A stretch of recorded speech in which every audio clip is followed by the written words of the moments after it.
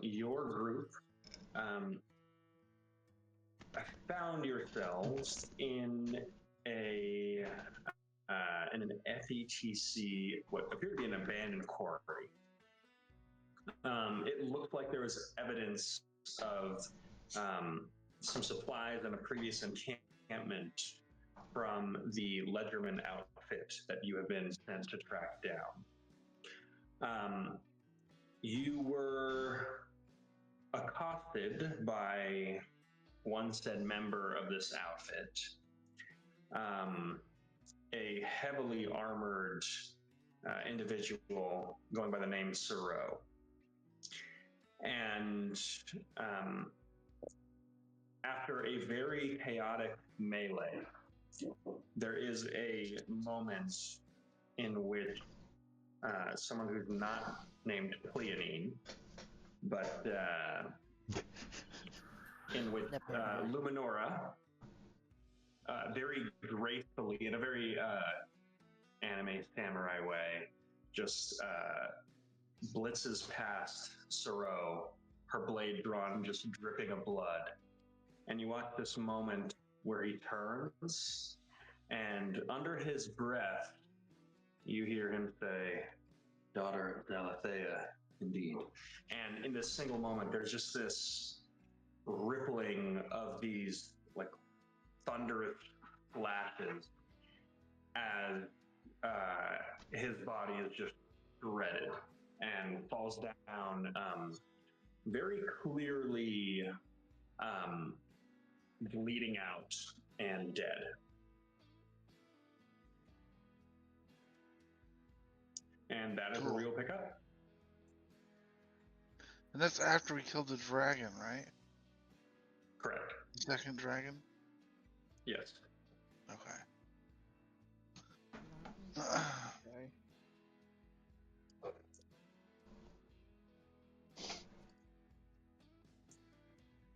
So I'll tell you this. Thoreau looks like he's not quite dead yet, but he is very much incapacitated. And even if someone were to administer some kind of healing, there's no guarantee that he could even be like pulled from the jaws of death in this moment. So he is imminently going to be bleeding out within like maybe the next minute at best.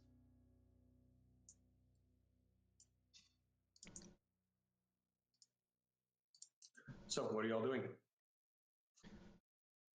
I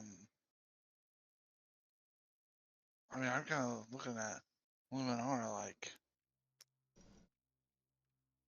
just gonna leave him there, or like?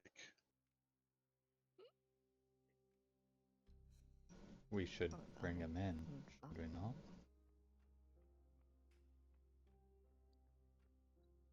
Well, I'm not a healer, so. Siro, where's Fisher? He like comes over to his bleeding body. Okay. You step over towards him, and it's odd. He's giving you a look of almost reverence right now. You specifically. As he's just basically just choking on his own blood right now and coughing some of it up. And he says, "You truly are deserving of your name."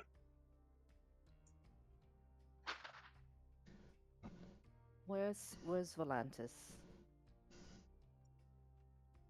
North. About 20 miles north of the volcano. Wild. He knows you're here. He's expecting you. When you say expecting, you mean like fondly or not?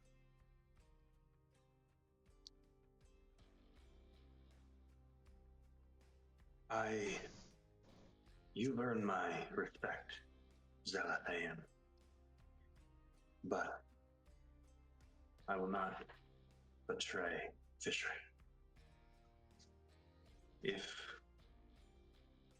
by some miracle I would have survived these wounds, I may have followed you. If you could prove yourself greater than he.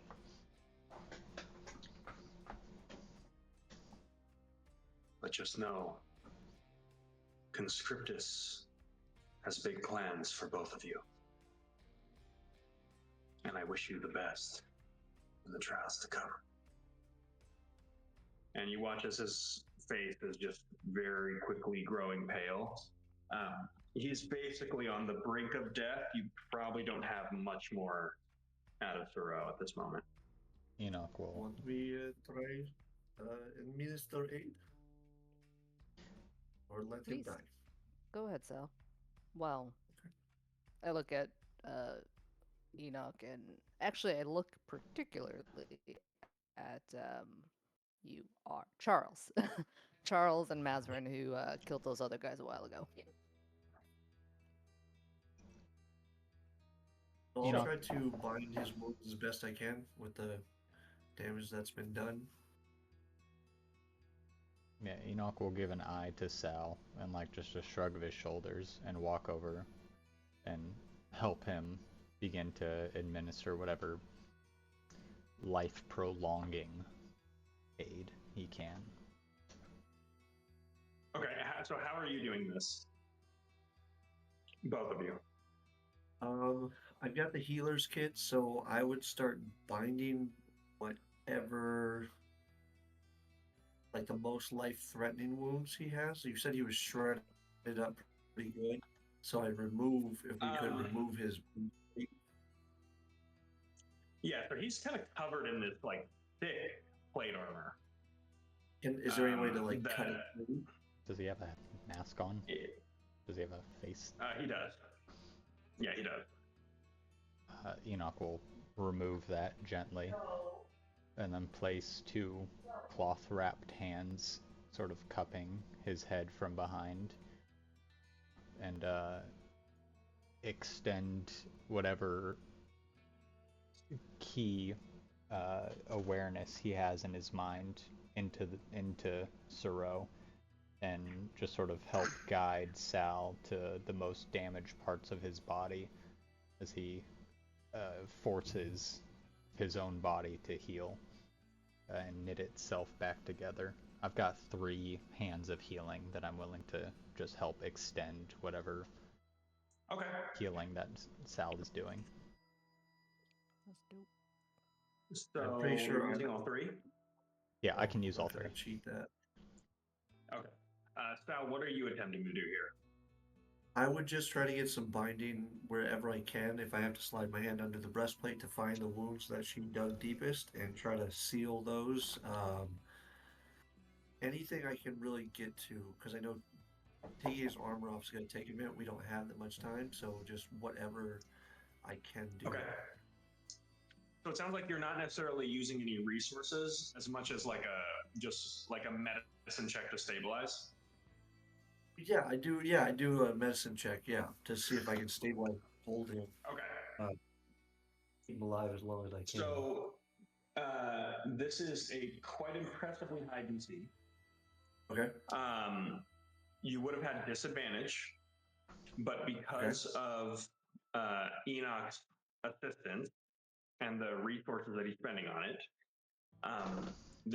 the disadvantage will be canceled out, and you have 3d4 to add to your total roll. I'll tell you right now, the Wow. DC is 28 as I go to grab my dice. Alright. I'm not sure if healing numbers matter, but I pumped 3d8 into him and I rolled 1 on all 3 d8s.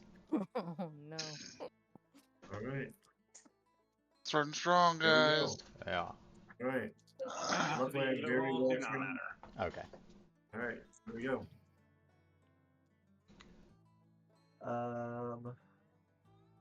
18, that was cocked. We got it.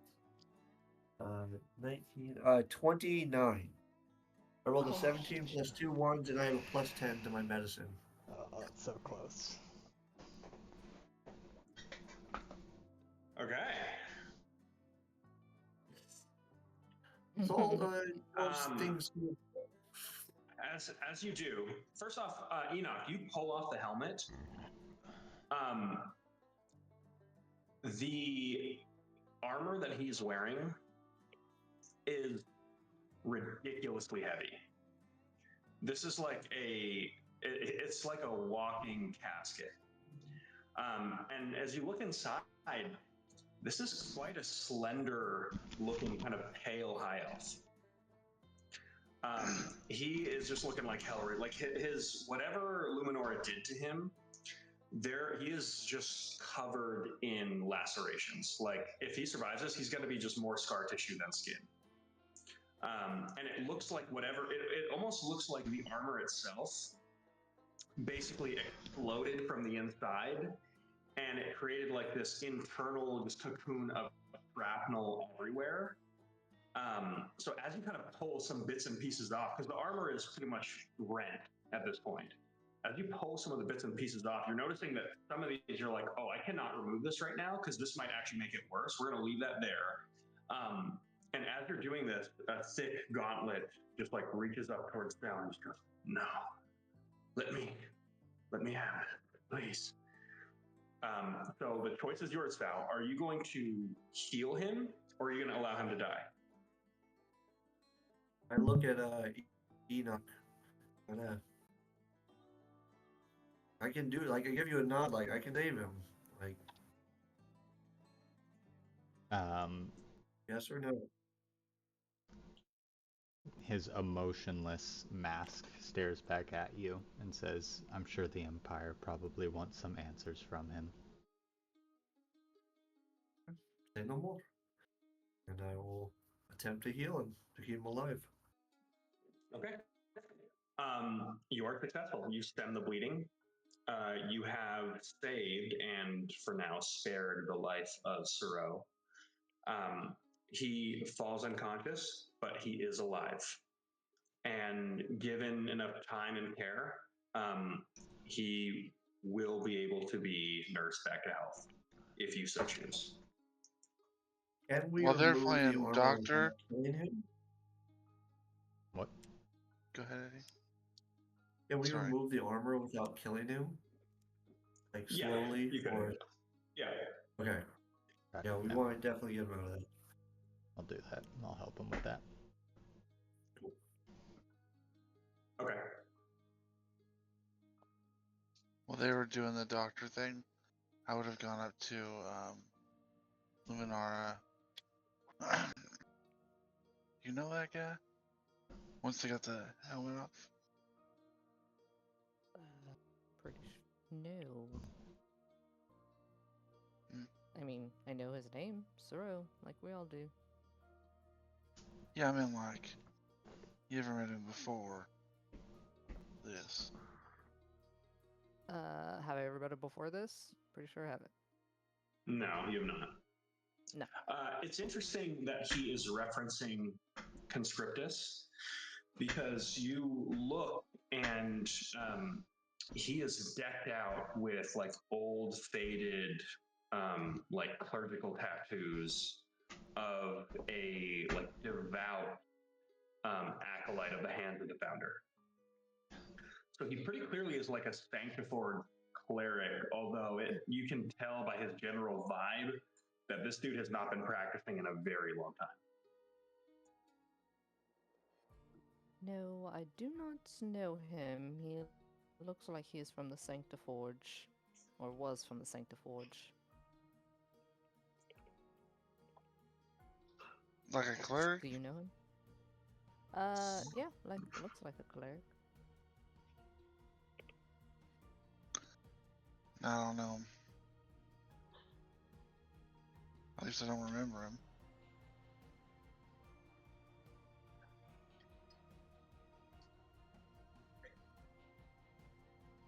You good? I mean, yes. I did not mean to do such severe damage, but it seems... Well, That looks pretty doesn't fucking lie. cool. Oh, Looks thank like he made a clerical error in picking fight with you. That Should was we kill Sal? funny. Madron picks up. She just says, like, no one would know. I mean, We could Well, say it was the other guy.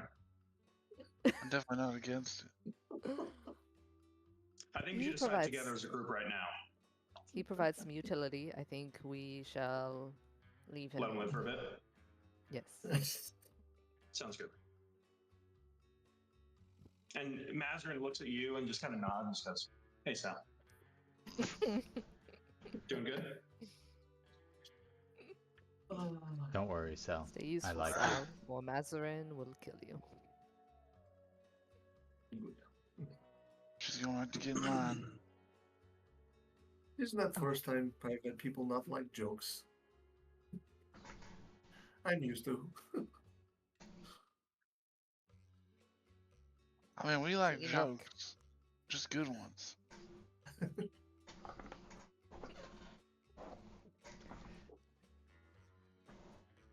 So with this, we can say as you spend some time, whether it's debriefing or doing whatever you're doing, we can say we can have initiated a long rest.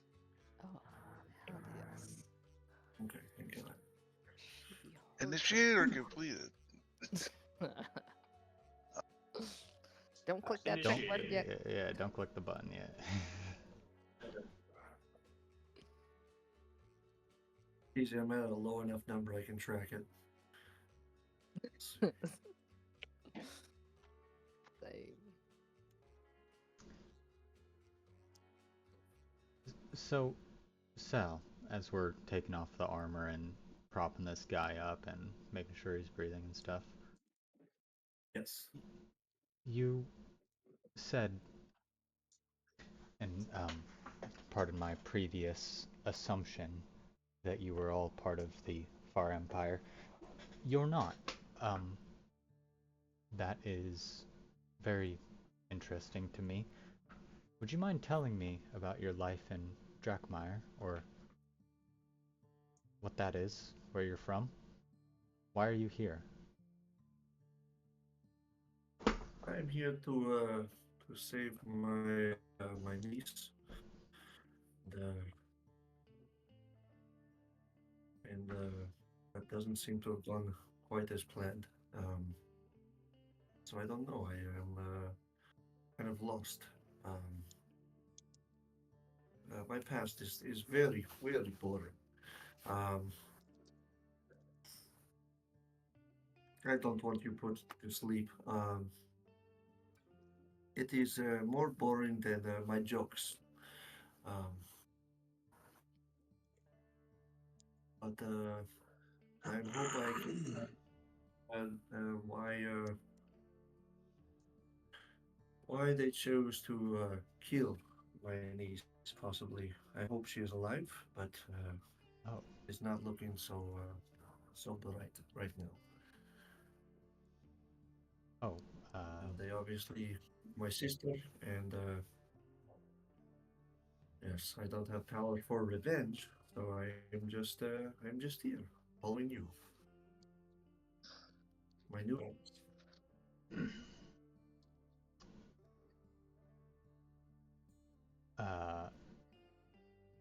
oh, that's unfortunate. They were your niece taken by the Far Empire? yes, possibly. I do not know. She was what did they call it? The Alex when A dissident? they take some. Yes. She was taken as my sister was, and I'm just hoping to find her. Hopefully, okay, and she's very smart. We will just have to see. But I am no friend to the FETC. I do not care who hears this. They are not nice people. Oh, don't worry, you don't have to. Neither am I. And he begins taking out like a wreath of parchment and uh, like a long like feathered ink pen. Um, as it was made very publicly aware to this group, your empire, well, the Far Empire has also labeled me as a dissident, and if banishing is to be my fate after this, um, would you mind describing your niece and your sister? Um, Maybe if they take me, you're a good man, so everyone here seems to poke at you, but I like you. So if I ever I go like him somewhere too. else, and if I ever meet them, I'll help them. If you, and he's like a sketch artist on a boardwalk, uh, just like pen and ink at the ready. Like, if you're I alright just sit up describing and them, absolutely. I would sit like lean next to him, like point things out, describe them in detail as best I can. Um, he'll yeah. sketch a. This has a ring of a flower. Um, it is black and gold. That is, she should still have. I gave to her a long time ago.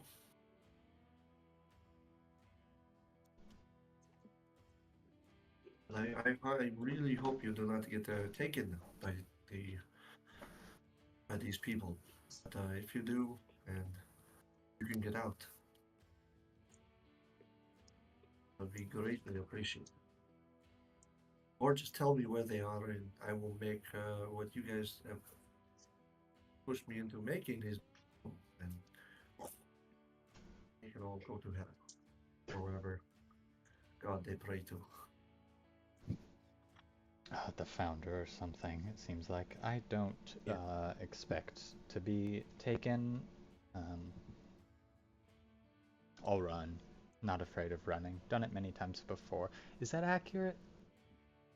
And he holds up a pretty well done like ink portrait of whatever description you've laid out. Very nice. I like this. Maybe you and Salt can work together someday. Make the picture for my shop or to draw people in. You're a very good artist. I I would love that more than you know. Uh, Artistry isn't really respected with the Agati. So if I can do something that brings you and you know, your business more business, that would be great. Not to sound like piece of cheese, but the many things What? can be considered art. You, way you punch and fight, way Oh, she don't. dances, the way he. Yes, I'm aware of the art of fighting, and yeah, Luminora's got that handled, it seems. She would fit in well with the Agati, I think. Not my cup of tea. And goes back to painting. What's the Happening. time of day? What are Charles and it is evening time. Okay. What are Charles and It's probably Luminara around doing? like 6 p.m. But the sun is blotted out with the sandstorm above. Oh, I forgot about that sandstorm. That's still going on. Yeah. Oh, I guess we probably. So won't we're all do it inside anyway. now, right? Yeah.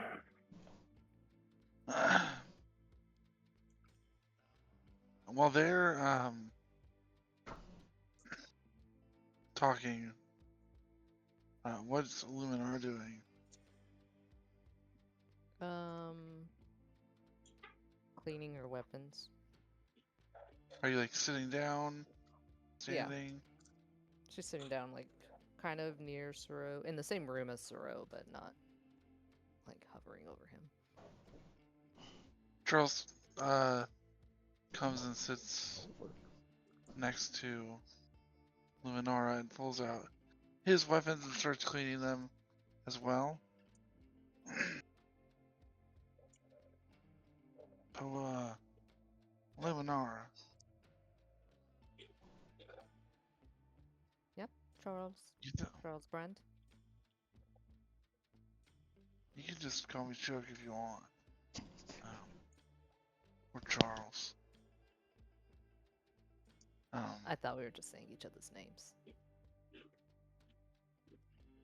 Oh, okay. I, remember when we were at that camp and all those people knew me? That was a couple of days ago. Or yesterday? I don't know. Time passes funny. Do you think I'm a traitor? I think you were a traitor. You were punished for something, and they don't usually punish people with loyal IIDs with memory realignment, so... Yes? I mean... We are an interesting ragtag group of people. I'm not,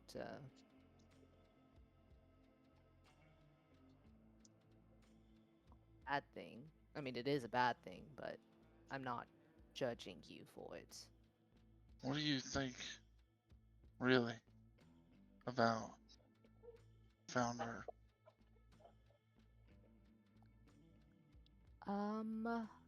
I think that the founder is an important figure of the FETC who Zalathea, may her blade stay sharp forever, has provided with a useful service. And if Zalathea and the leaders of Conscriptus think that the FETC should remain our controllers, then so be it. So you're saying if FETC wasn't running the show, your house wouldn't be believing in the Founder? Have you ever been to Conscriptus, Charles? Not that I can remember. We're not a very devout group of people. I want you to know I'm not trying to, like, inquisition you. I'm just having a lot of mixed feelings. And I didn't know who else I could talk to. Oh. Well, like I said, I 'Cause am not a very you kind devout of say, person, so if you'd you like kind of to... say, you know, what you think, and Mazarin's kind of Mazarin. I don't think Enoch would. I don't think Enoch would understand, and I don't know how I feel about Sal as far as advice goes.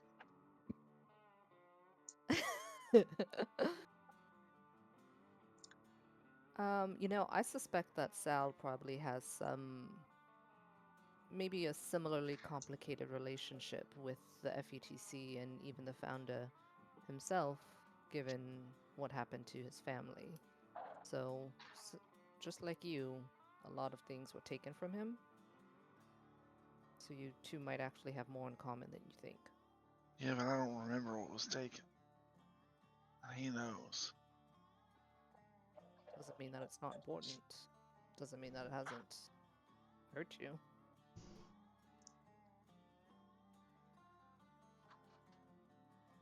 Can't believe I was married. Yeah, that's. Yeesh. Couldn't be me. Could not be me. Yeah.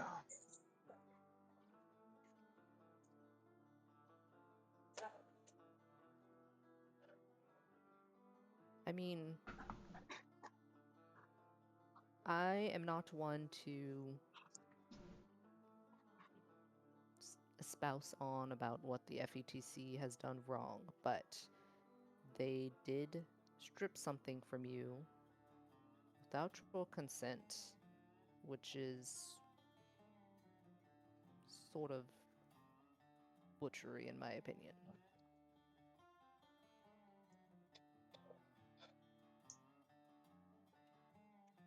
Although, maybe you gave consent and you just don't know it. I don't know. Now it's getting a little gray area. Yeah. I do not know the answer to that.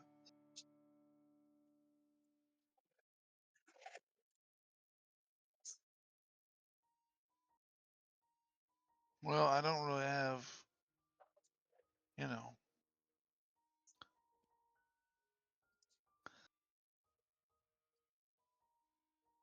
I just, it doesn't seem like something I would have done. But I guess I did.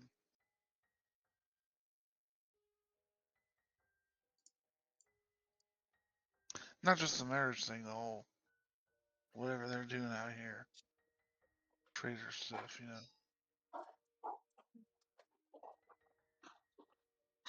Must have been a reason.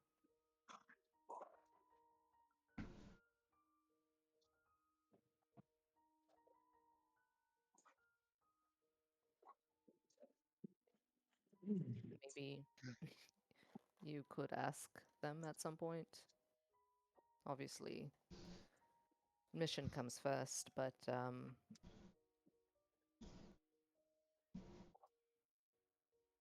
Yeah, we find out where they're at.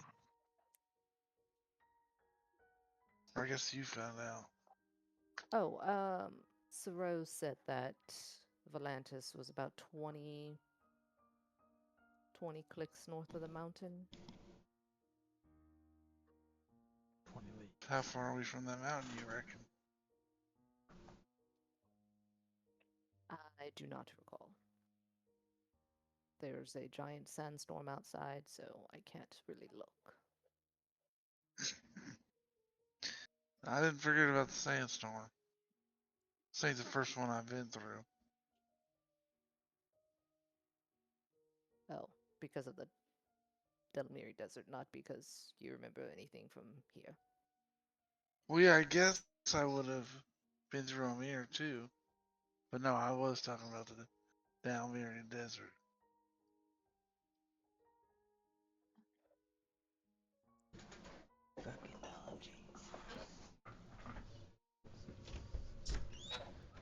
I guess thanks for listening. Yeah, I mean, it was nice talking with you, Charles. Yeah.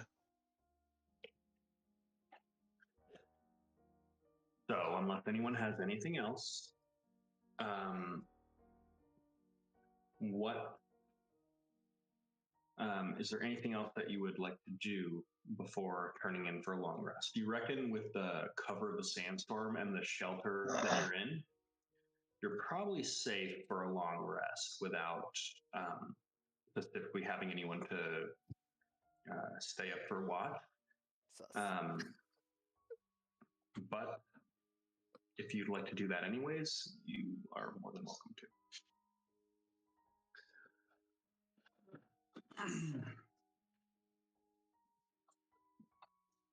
Is anybody itching to take first watch? If not, I will Sure. take it. Charles is Okay. still cleaning his guns, so he'll volunteer for first watch.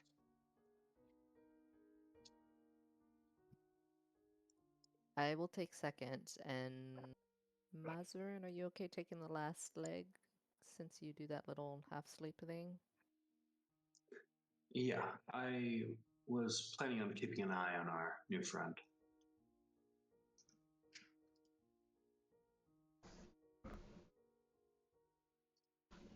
Okay.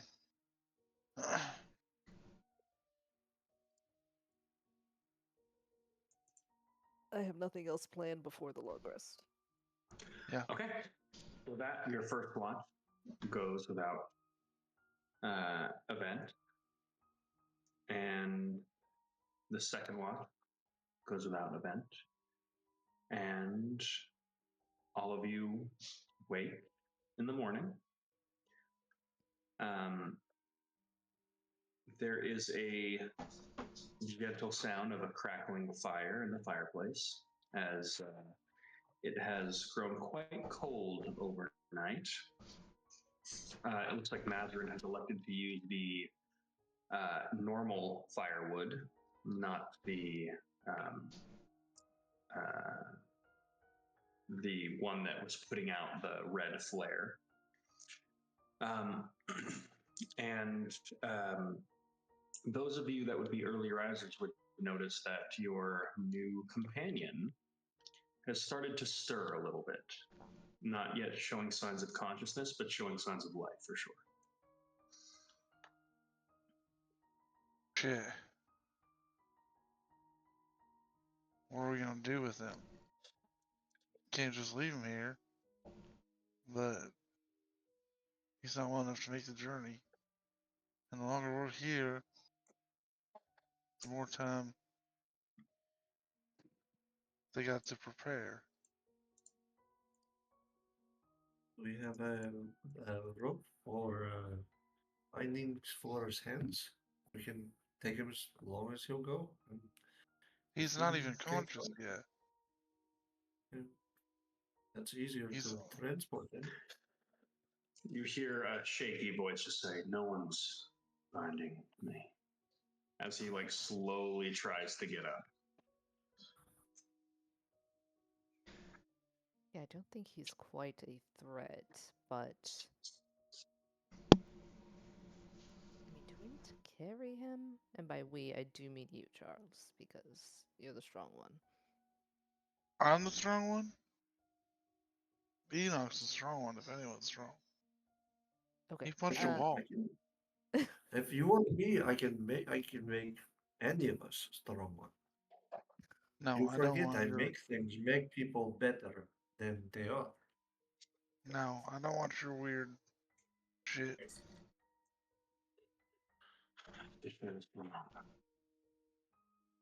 What? What? Can't do this enough. Speak up, prisoner. He says, "Fisher is wrong. He looks at you, Luminor, and he says, he thinks that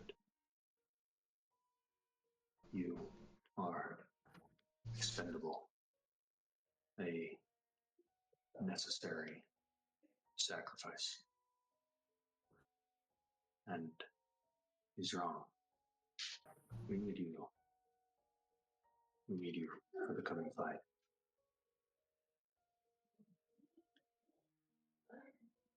A lot of people seem to think that we are expendable. Not the first time. Can you walk, Zero? Yes. Okay, problem solved. Speaking of strength, how is it you, almost skinny as me, carry armor that is very heavy?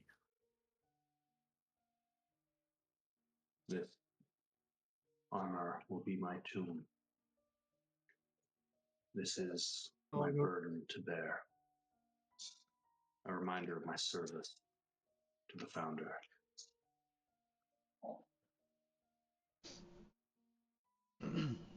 Seems the founder has forsaken you. Would you like to be tied up, or would you like to be carried by one of us?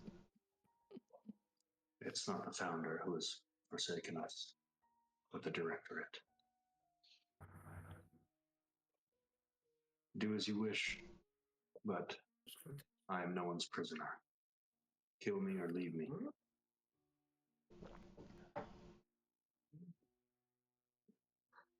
Agree to disagree, I guess. Not worth. I was going to say, if he does not give straight answer and I have the blackjack out, I was ready to punk him again. But He takes a couple steps towards him, Sal, and just says, "Then will it be you to bind my hands?" I do not have bind. Talk to one of them.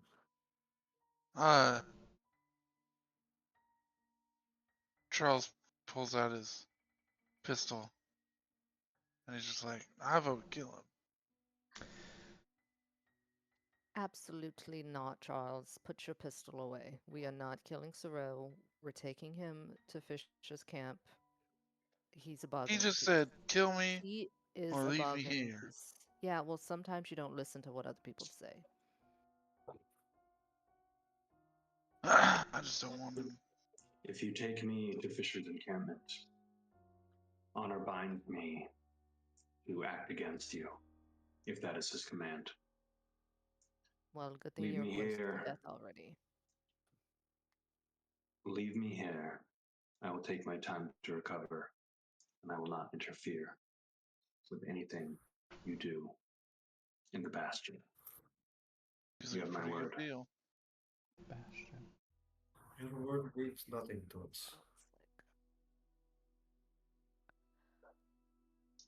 Well, then how do we get Then into he the lets out a bastion? long sigh and just says, "I suppose you should just kill me then."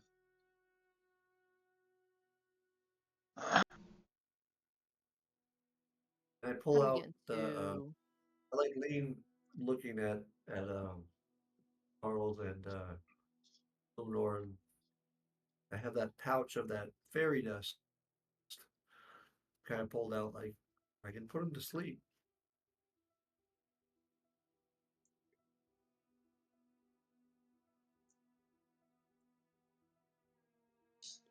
He is going to be very difficult to carry in this current state.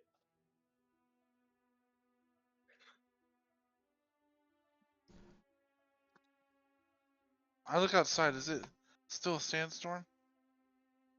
It's dying down, but it's still, I would consider it a sandstorm. I mean, it's starting How to do we clear up get out there. into Volantis's bastion? Because I presume walking up to the gates is a poor option. Enoch, are you?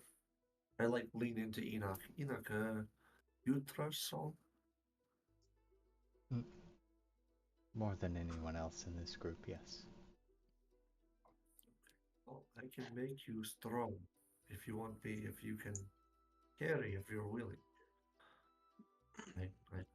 With that, strong as Thoreau both. is going to answer Luminora and just says, "I would walk up to the gates. Fisher would grant you an audience.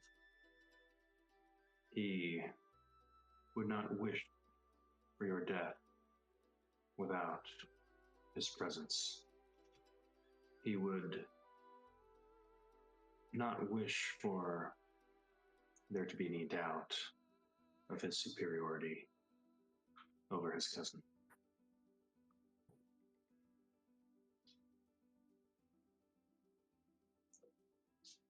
Okay, well,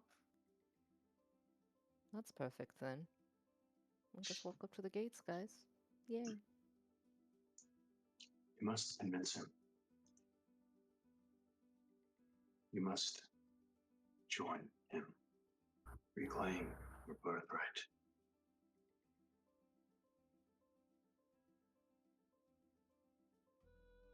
My birthright is heir of House Catharis. I don't see what Volantis has to do with that.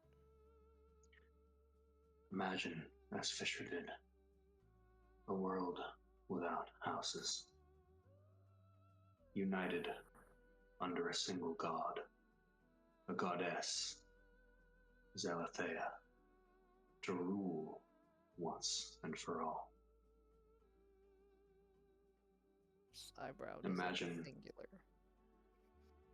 a conquest that would take place, removing the inefficiencies bureaucracies,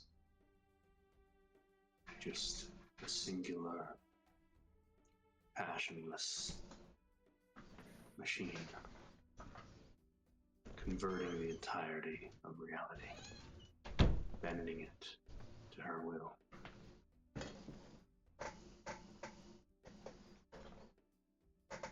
It is time, Zalathan. You are strong. Show him.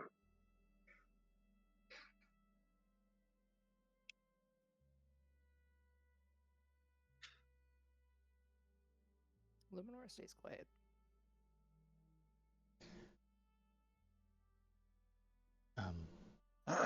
Chuck. He looks over the rest of you and just says,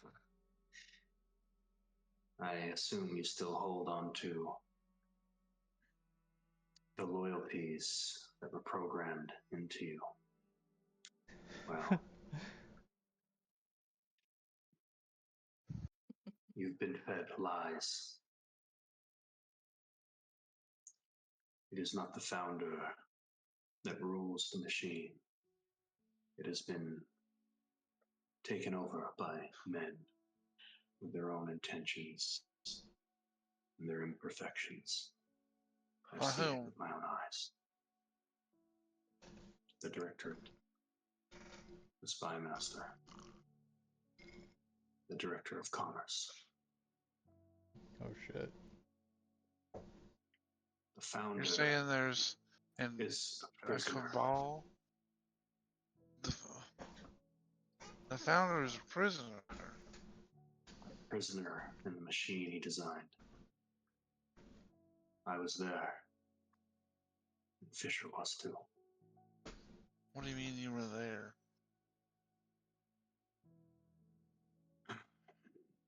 He lets out a long sigh, and he's very clear exhausted. We were sent.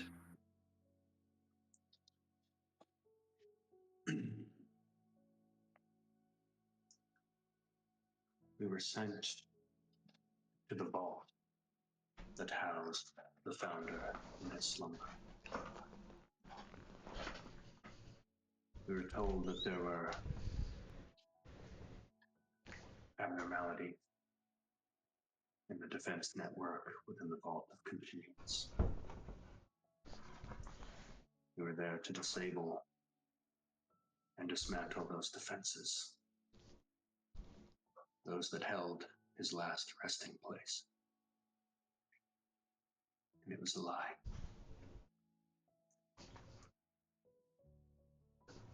The manuals of Ascension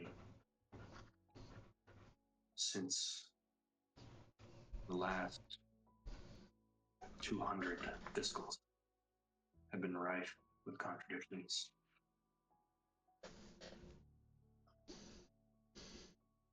Edits made and spoken not from the mouth of the founder himself.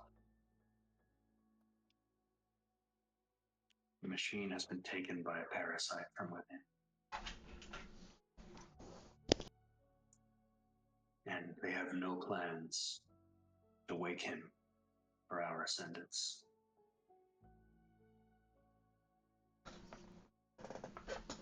Sorry, do If not you mean want to interrupt. truly You say parasite. Yes. I think it's an analogy and not a literal parasite. Oh, okay. I put back the mind flayer worm thing, the brain worm thing I have. I put it back. Go on. Go ahead.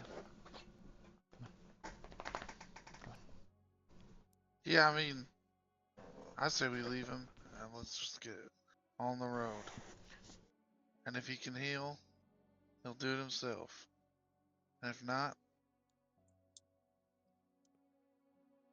feed something else. We are to get paid if we bring him, correct?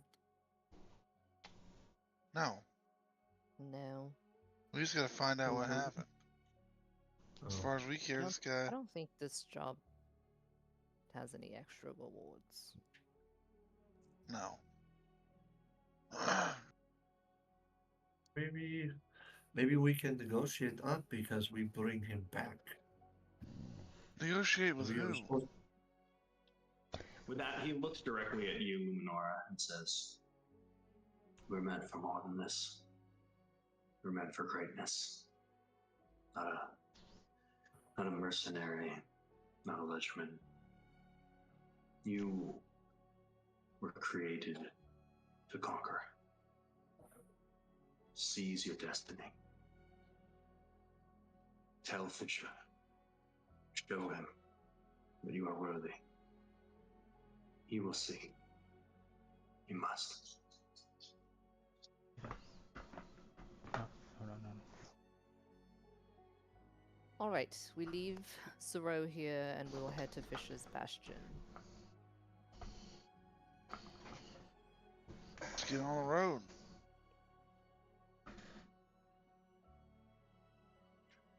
Zalathane. Yes. I have a name. He holds out his hand, and he holds out like a little,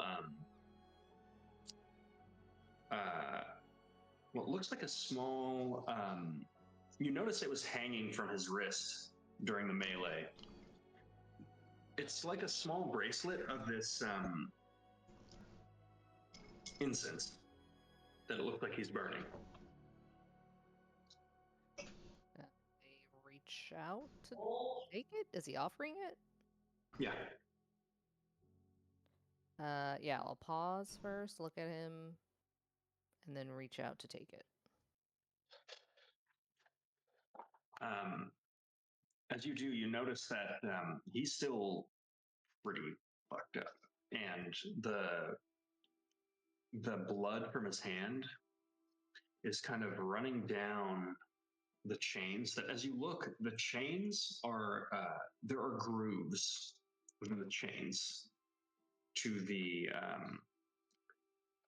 little receptacle for whatever instance this is. And you watch as his blood is running down these chains in like a very clear pattern where it looks like this device was made to basically drain some kind of fluid into the very instance itself. And as soon as a single drop just like very slowly accumulates enough just to drop into the like ever burning incense, and there's this puff of red smoke that is now shooting into your face, and I need you to make a dexterity saving throw. Oh god. Where are my dice? I'm not ready for this.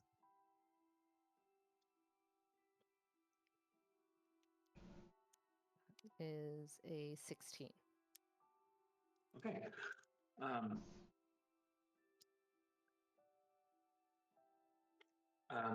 Should you wish to avoid this, you can. But if you want, you could also choose to breathe in the incense. Lore. Think of the lore. You're here. Gosh. I'll breathe it in.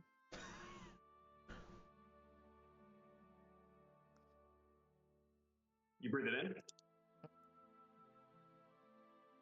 Okay. So instinctively, you twitch as this sudden thing has happened. And you push through that because you feel, for whatever reason, and correct me if I'm wrong, but you do not get the sense that he is trying to trick you or cause you any harm. Yeah. Is that fair to say? Yes. My Okay. defenses are... You hear, your vision goes black, and you hear the sounds of heavy plate armor footsteps on what looks like a panel of like pure black marble. You hear a voice, just a voice you don't recognize, like robotic in nature. This must be it. This must be the first iteration. we're close. You hear the familiar voice of Fisher Volantis just say, fan out. And those heavy footfalls begin to accelerate. As this happens, you see this, what looks like this far like otherworldly chrysalis. Or is it perhaps a tomb laid out in front of you, made of this gleaming silverish white, almost like celestial-like alloy. Around it are these spinning brass, like clockwork rings, spinning slow enough for someone to step inside. You feel yourself being pulled towards it. And just as you're about to enter the precipice, there is this alien hum and almost like a bullhorn like buzz as you look up, and in one of the slots within the ceiling itself, you watch as this brass receptacle just sits open, and this construct that seems to be made out of the same celestial metal just drops, and it looks like it's about to completely land on you. And right before it lands, it stops suspended within midair. It holds out its hand and just makes this clutching fist motion, and you feel your whole body pulled up into the air as it materializes this like alien blade out of nothing and just drives it through your chest. You feel screaming pain, and then the familiar cold sensation that you tend to feel just before that final moment comes. And just shrouded in the darkness, like a very muffled shout, you hear once more the voice of your cousin as he just yelled, "Suro!" And your vision goes dark, and you're staring into the eyes of Suro right now.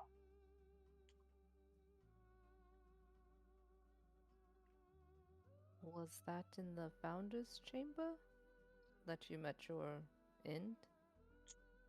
He nods. One of many. Perhaps something you can relate to. Certainly, but how are you here then?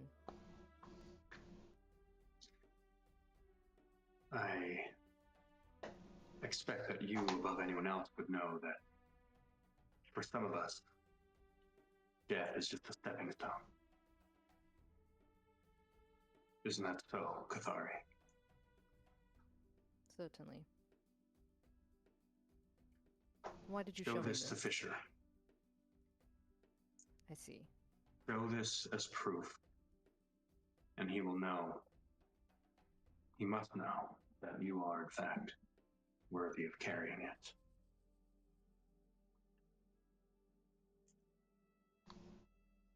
Thank you. I will. So, you can add to your inventory an item that is known as the Chime of the Last Song.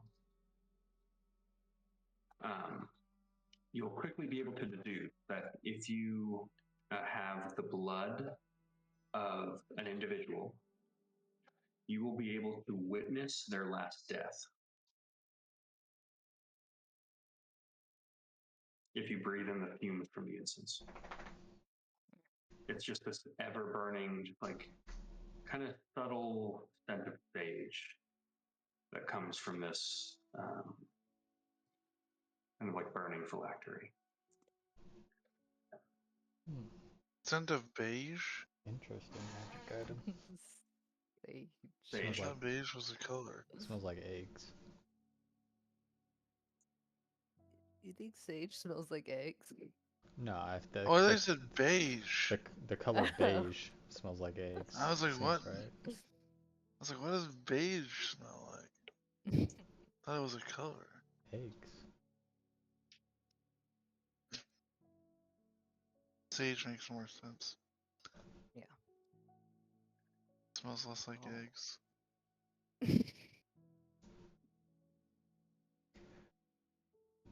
Well, seems he is telling the truth. Unless this is another one of his tricks. Although he hasn't been a very tricky man. I mean, if it'll get us some meat, it seems like it's worth it. I tell them what I witness as I presume we're getting ready to leave. Yeah.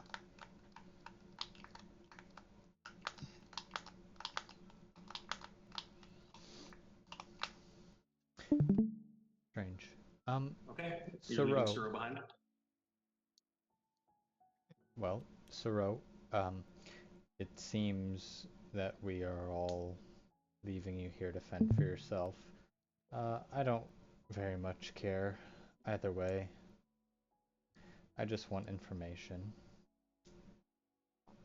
So, in exchange for not killing you here and allowing you to live the rest of your life, I would like to know why and maybe how you're working with, made some alliance with the Iron Dragons of this area. That's not something any outsiders do. He holds up his hand and just says, I do not negotiate for my life. If you No. wish to take it, try and take it from me. No, you're misunderstood. I don't care if you live or you die. I was I was extorted to get information. I have all that I'm going to get from you. I don't want you dead. I just want to know why. The machine only knows how to extort and to consume. It is not sustainable, and it surely, in its current state, will mark the ending of your people. But you surely know this, Sagati. I can see by the many marks you bear that you know suffering. I imagine some in your tribe might see this as weakness, and they're wrong. It is strength that you display. So I will answer your question out of respect, not out of fear. We have made an alliance with your people. You have taught us the ways of the wasteland. You have given us safe passage, and in times of great need, you have allowed an alliance with some of the dragons that you owe your fealty to. Your leader, should you find them, knows that you cannot take the Empire on in open combat. It must be dissolved from within, and it must change. And with that, there is a place for you within the Concordat. You will be the lords of the Embermaw. Centralis will burn, and in its ashes, the Agathi people will be reborn.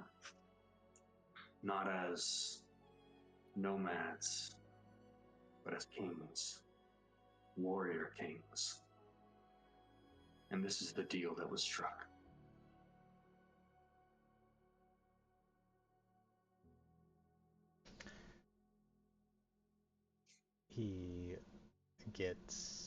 Enoch gets real close to Suro's face. He steps in. His eyes showing far more emotion than they should. And they begin to water a little bit. And he gently lifts his mask up and like rests it on the top of his head and stares into Soreau's eyes.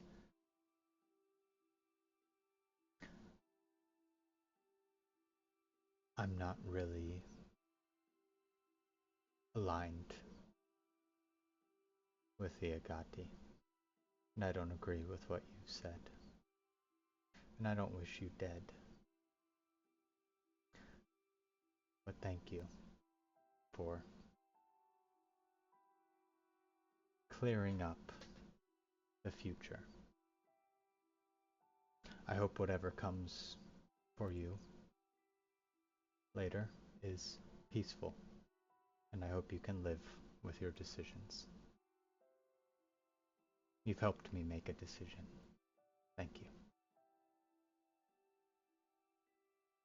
And before anybody else in the group, he lowers his mask. He just says, I hope you will come to see that this is the only way. You, regardless of your standing in your tribe, are now entitled to be a prince, to put your captors into captivity themselves. It is the only natural way, and I do hope that you come to see that.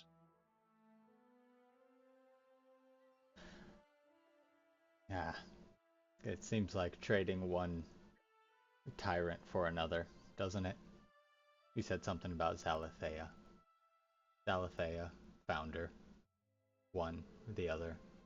Lord above all. He gets real stiff as you mention Zalathea.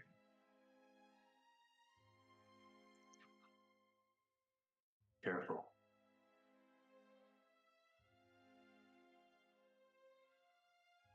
In the coming world, I would be mindful of your words when referring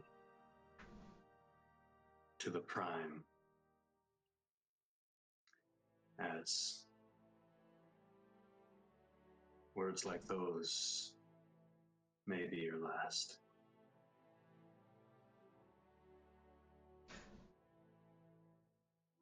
You're in the land of Vorakai now, aren't you? He looks at you and says, you're mistaken. That's been the problem with you people, is that you've been operating under that assumption.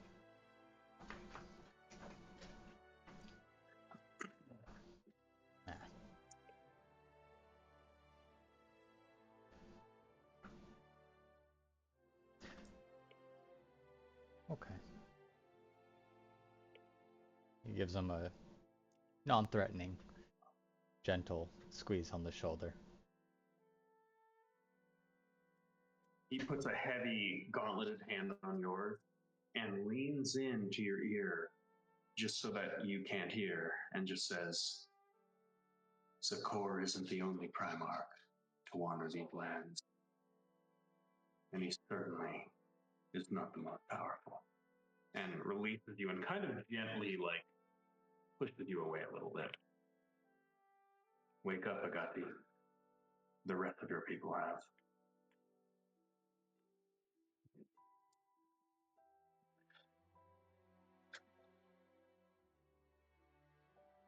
He'll, very Tai Chi or whatever, move with this push to make it seem like he wasn't pushed at all. Just turn away.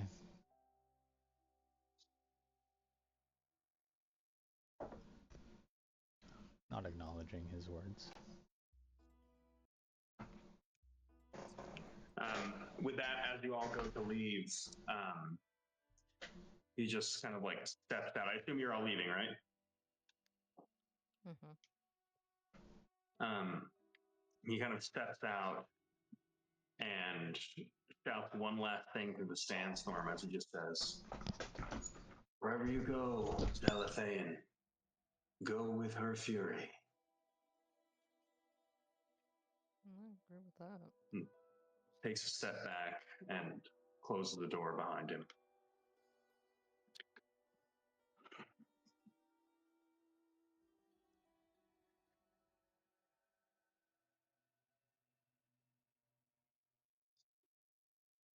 Uh, Charles, are you saying something? I can't tell.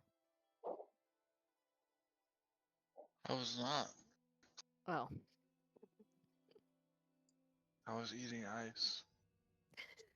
But I assume you didn't want to hear me chomping ice. fair. That's fair. Referencing our earlier conversation, I look at the mountain and I ask Charles, so how far away do you think that is? Charles uses his skills as a sniper and tells Luminara that it is. You reckon you're already about 5 or so miles north of Boracay. That's the mountain? Yep. About 5 miles north of it. All right, perfect. So 15 miles to go until we get to the bastion. Great. Let's get going. Charles begins moving in the direction of north. Okay. Heading north through the sands. There is still a heavy storm going on, so I would like 2 people to make survival checks, please. I will make one.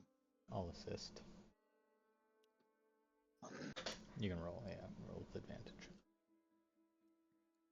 I can roll with advantage?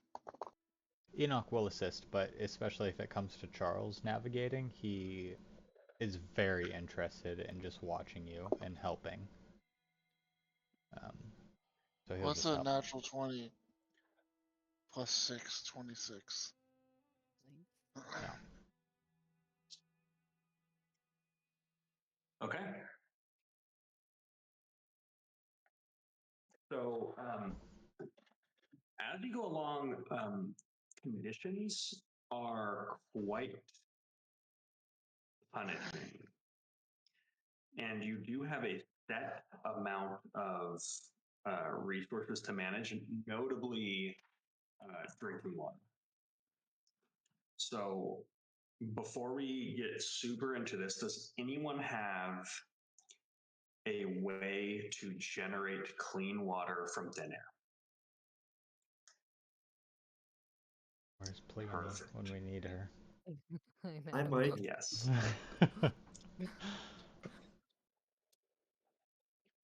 Do you have a way to turn raw cell energy into drinking water? Maybe a bit too much water, but I still have a big splash tidal wave. Oh, A bit too much water. that might work. Isn't that I know seawater?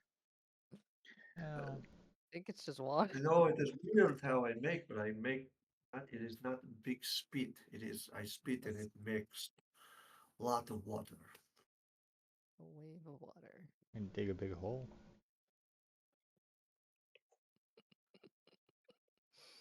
Oh, it's Okay. So, Sal, give me an Arcana check real quick. The DC for this is going to be quite high. I'm going to call it a 19. Okay. See if I can kind of control it, maybe. No. Yeah. 18 plus 3 is 21. I'm on fire today. Nice. Fan-fucking-tastic. nice. Good job. So, I'll do good. you mentioned this, and you start to get a little nervous as you think about how this would work. Because as far as that spell works, or that your as part of your aphromancy,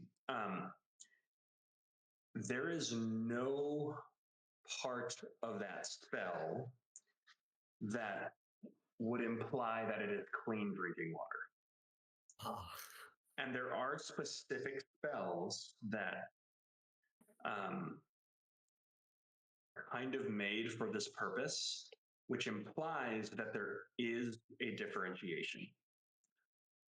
Now, the safety of drinking whatever aphromantic fluid that would be created from generating a force of nature that is made to destroy your enemies, you don't know. It ranges from very bad to probably okay. But you get the sense that it may not be a surefire solution. But certainly in a pinch, it's an idea. yes. Well, big amount of water. Too much water. Let me consult book and see what I find. That's the So first I'll time I see say Saul pull out a spell book. it's very clearly not a spell book. And Sal, while you look through this stuff, I'm going to go ahead and take some liberties and make some shit up about your character. Let me know if you disagree. You'll notice that the book that he pulls out is absolutely not a spell book in the typical way, as you do not see any spell. Well, that's not true. You see fragments of more traditional, like excerpts of incantations. And in between those are just the messiest chem lab notes that you could have ever seen, where somehow there's like parts of pages have been ripped out. There's like pressed flowers, illustrations, full on like OPEM benzene rings attached to other benzene rings with like beautiful sketches of what look like, you recognize this immediately, Luminor, and I would say this would actually impress you. You would see like a sketching and be like, oh shit, that's like an actual diagram of like an arcane ley line network. Like he's modeling like ley lines for the sake of determining like arcane vectors and things that are way, he's deep in the theoretical right now. So this is full on like Oppenheimer quantum physics, like stuff that is not at all practical. So it's not like this is a spell book that you can flip open a page and cast a spell. This is like this hugely disorganized, like ramshackle, beat up notebook of a mad chemist that couldn't afford a second book. Okay. Is that fair to say, Sal? Yeah, perfect. And you see him like calculate. He looks like he's trying to calculate things in his head. Yeah, he's literally love that. scribbling over other previous notes because he's running out of space. So Luminor yeah, just this is keeps like the getting a most little bit- chaotic. a little bit closer to just like No, look no, no. into it, just gradually, just like, what am I looking at right now? I will say He, like, the, tests the probably one of wind. the most probably one of the most striking things to Luminora is looking at his notebook. You would immediately know that he's not completely full of shit. Like it's actually quite impressive. You're like, oh, there's actual. Some of it might be even kind of getting a little bit beyond your own like knowledge comfort level, just because it stretches so far into impracticality and theory. Because, and correct me if I'm wrong, but I imagine that the Cathari spellblades are just hard, like it works or it doesn't, and it's very little like theoretical, like it's like just the No, basics of yeah. what you need to harness this to harness fire, lightning, and blade to turn other people from life to death. Jesus. Yes, yeah. Yeah.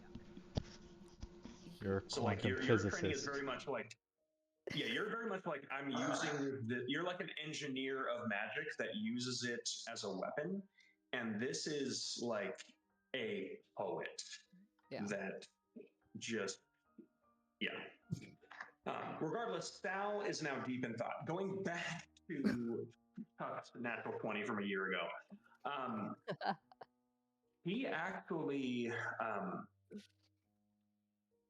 and Tuck, if you don't, do you mind if I do a little bit of Go for it. possession as well? You get to a point where there's like maybe a little bit of a friendly disagreement about route, as the ash up north tends to get a lot thicker, and at some points almost turns into like more and more of like a deep clay that resembles kind of more what you'd expect of the south side of Conscriptus. With this in mind, at one point, Tuck actually recommends just completely cutting through this one area that Enoch, you would have known to otherwise avoid. And after citing this, Tuck points out a variety of what he calls ash roads that basically he can very astutely see like echoes of previous volcanic activity that would otherwise make this just complete like marsh land of ash and hazards into a complete shortcut that's probably going to cut about half a day of travel. It's theoretically maybe a little bit more risky, but after he explains it, it's almost a thing where like, I never thought about that, just because we always would just go around. And he's like, yeah, I mean, but you could just go through as long as you like follow these rules. And you're just kind of like, you can't find it in yourself to argue with him. And you're like, I mean, it sounds right. Yeah. Yeah, Enoch puts up the slightest amount of resistance, but again, there's so much curiosity over this outsider who knows his place almost better than him. And so as soon as he sees some kind of signs, he's like, yeah, you're right. And he humbly. I mean, again, it's not like you're necessarily being humbled, because it's a situation where you would never really be in this situation where you're specifically taking risks to cover more ground in like a more quick way on foot. But it's just kind of like a quick thinking improvisation that, yeah, was probably going to save about like half a day of travel. And yes, very suspicious and odd that an outsider would know this. And as he talks, it's clear that he's referencing some knowledge of the Veyari that may have otherwise been lost to the Agati. So it's clear that like you're almost more getting the sense that like, oh shit, like this is how they read these like marks in the wastes in the south. Like that's quite useful even north of Vorakai.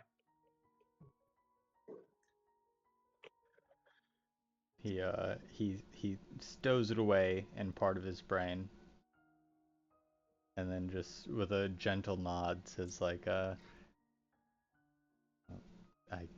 guess lead on, son of Veyari. So with this, I'd like everyone to make a Constitution saving throw with advantage because of Chuck's shortcut. Yeah.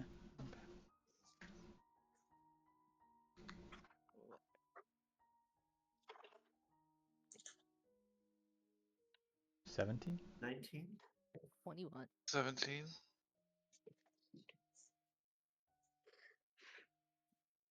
Oh, I gotta roll for Mazarin. Oh, advantage. Hold on. 17. So. Okay. So, okay. So for the sake of this, if it wasn't for Luminora seemingly like uncanny resilience in the light of harsh conditions, and just like sheer pain tolerance. You have pretty much burned through about half of your water supply at this point. So you have 10 units and you've burned through 4 of them. And I will note that in these conditions, that is technically considered a success. Okay. Okay. So with We- that, oh, go ahead. Sorry, how long are we estimating this trek is going to take? With this, you're probably, you've made excellent time. You're probably about a third of the way to your destination. Okay. So we'll have to push it at the end, Yeah. even if we do good. Yeah. Well, I'll let Sal speak about his water situation first. I have a bit of idea. I can make beet water. Might not be perfect clean to drink, but in pinch may work. You can also heat water, and then it will get rid of any bad. And we drink that. No trick. You boil water and makes good, and drink.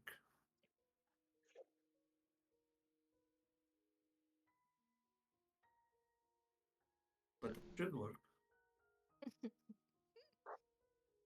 So, Let's see why it So that wouldn't. could be our last resort, maybe? really quick, you are reaching a point at which you kind of have an overlook of the land ahead. You would note 3 potentially interesting outgoing like points of interest from your vantage point. It is getting late, so you are at a point where you should really think about making camp. So point 1 is this gulch of razor sharp volcanic glass that would probably provide like some cover because it looks very uninviting. It is also directly on the way to your destination.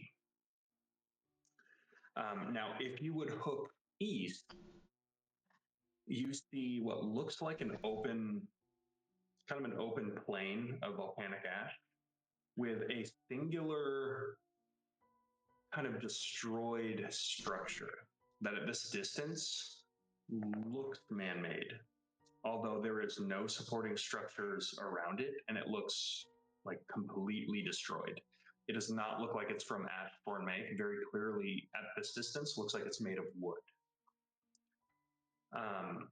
And pretty much like looks quite buried in the sand as well. The third thing you see is down to the southwest. You see in the middle of the Ashen Wastes a blooming field of red poppies that don't look like they're necessarily being cultivated because they're growing in kind of a wild pattern, but very much concentrated in one, we'll call it like 100 by 100 foot, like vague circular area.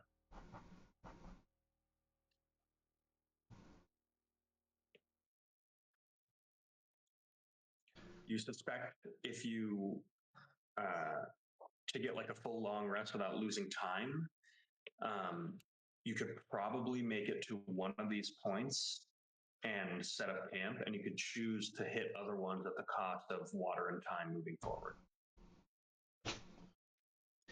Do those poppies have any significance, or are they unknown to Enoch?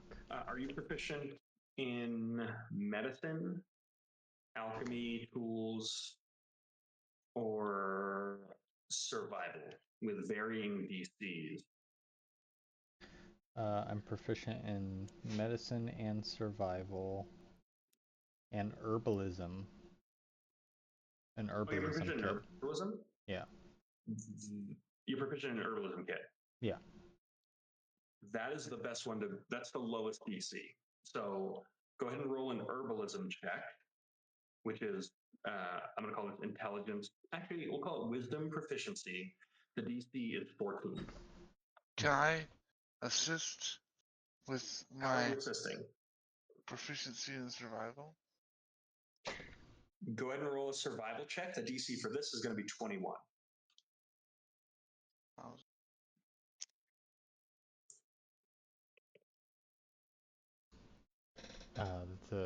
That's a 22 for an herbalism check.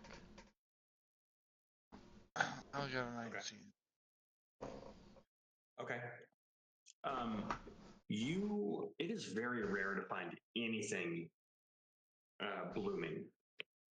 So you have not, to be clear, Chuck, you have not ventured this far north. So whatever this is very alien to you. Okay.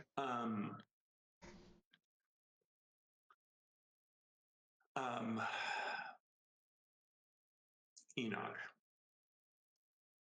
The Agati translation of this would be a combination of two words, one being ire and the other one being lash. And that is the name of this poppy. It has a litany of medical and alchemical properties. It is known for, the petals are known for being able to create like salves and tinctures that grant resistance to fire and heat. Oh God, I gotta look up the, in bloom, the pistils of the Pyralac poppy bloom are known to have like hallucinogenic effect, and are used kind of for certain ceremonies, and sometimes at low doses more recreational amongst the Agati people. The stems can be like distilled down by certain like wise people within your tribes into an oil that basically is used as like a combustible like weapon additive. So like a coat in the hands of a skilled alchemist.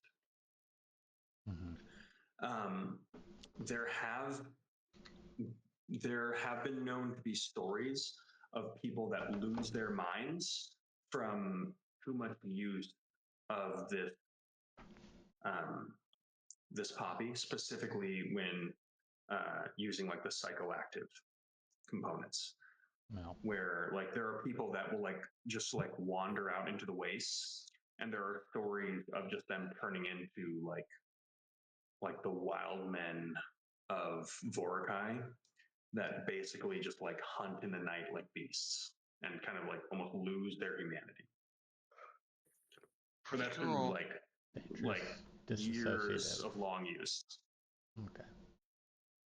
I will say there's also legends that these flowers tend to bloom at sites of fallen forest dragons.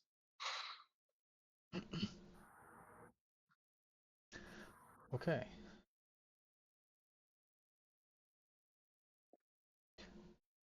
So he'll speak up to the group.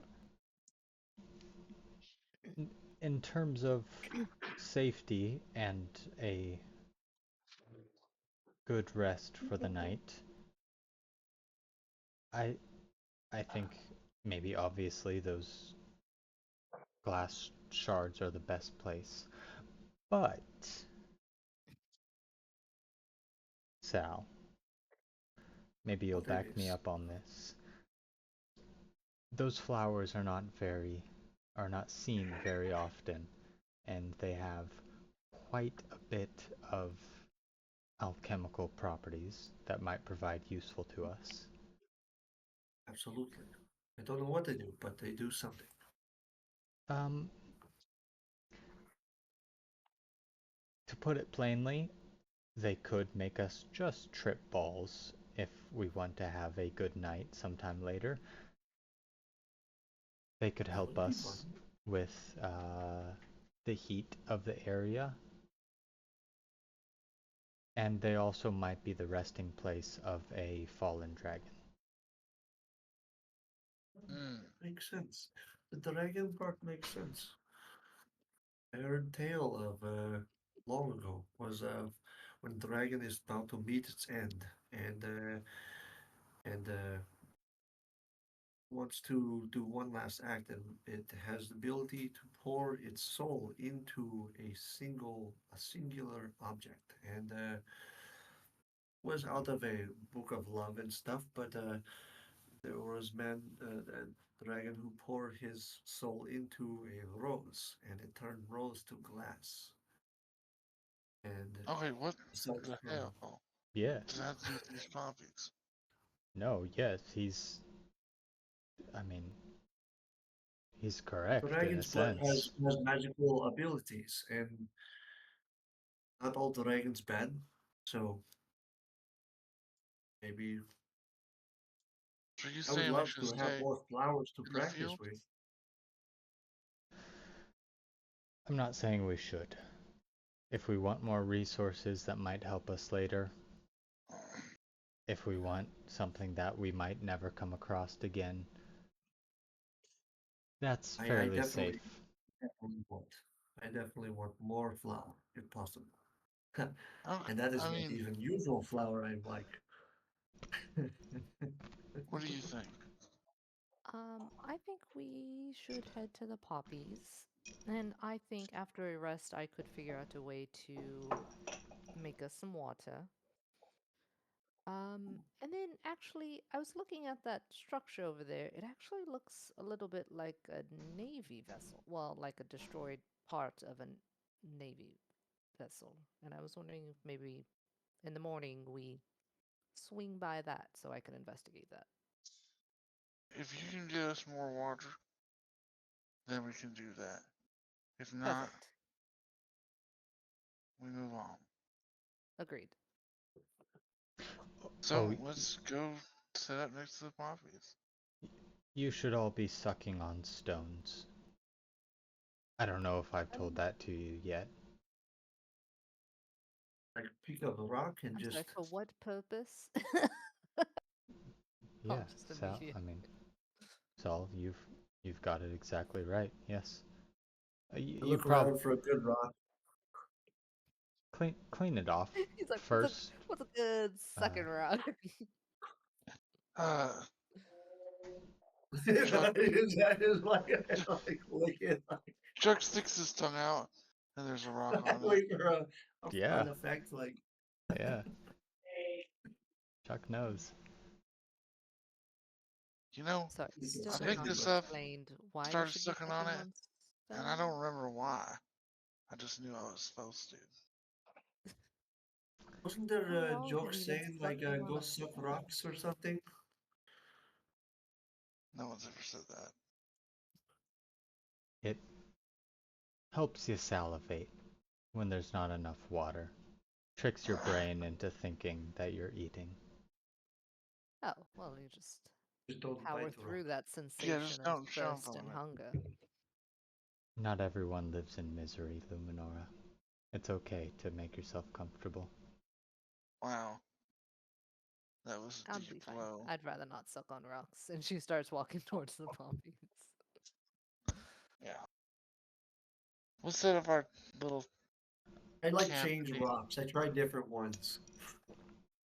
I'm intrigued by I this. imagine you're also being like, ooh, this one way better. Ooh, I like this one. I put like in my pocket for later. Well, Just taste of pyrite. different colored ones. You know? All right. So where is your group heading? Poppies. Yes, I guess poppies, and then maybe in the morning swing into the naval ship.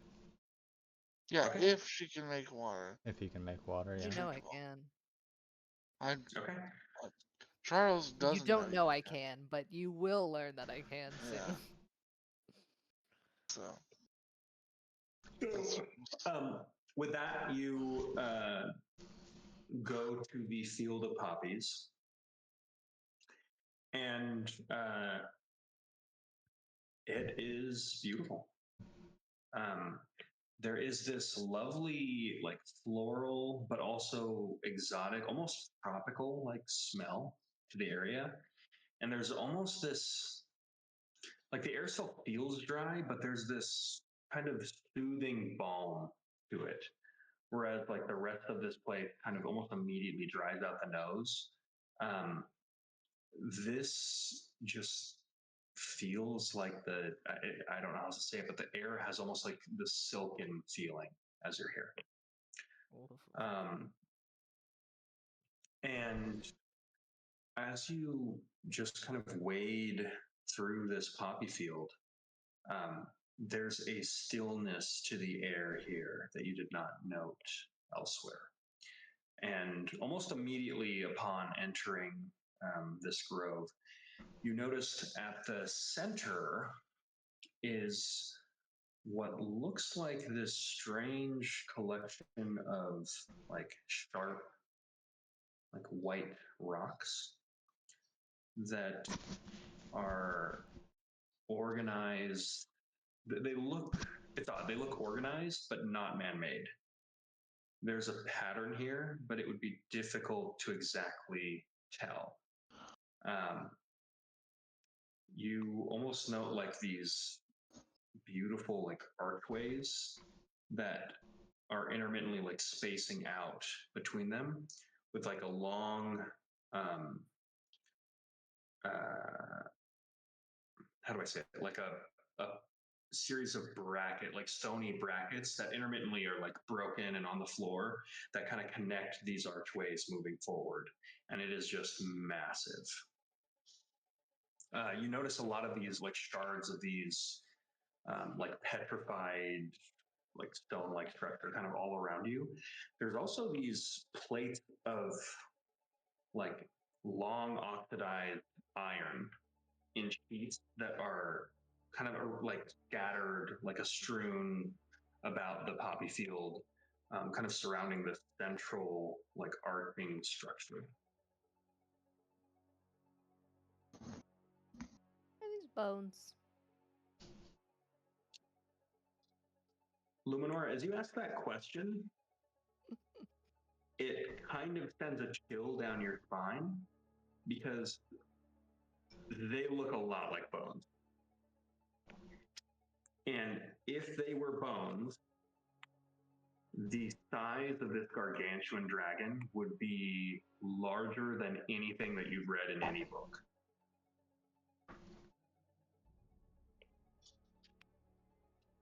Like this thing looks like it could quite literally like wrap its body around the peak of Boracay itself.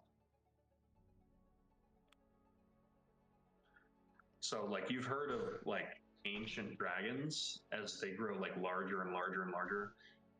This is far more massive in scale than what you would imagine like an ancient dragon would be. Enoch, is this normal? Because I'm somewhat unsettled by the size of these presumable bones. He walks up, looks at what you're looking at, takes a few steps back.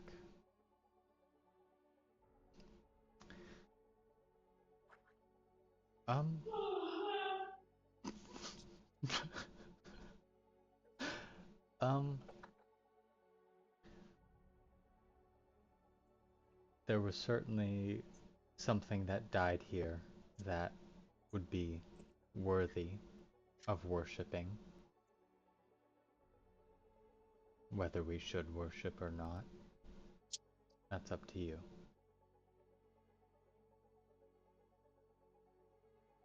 We're safe either way, I believe.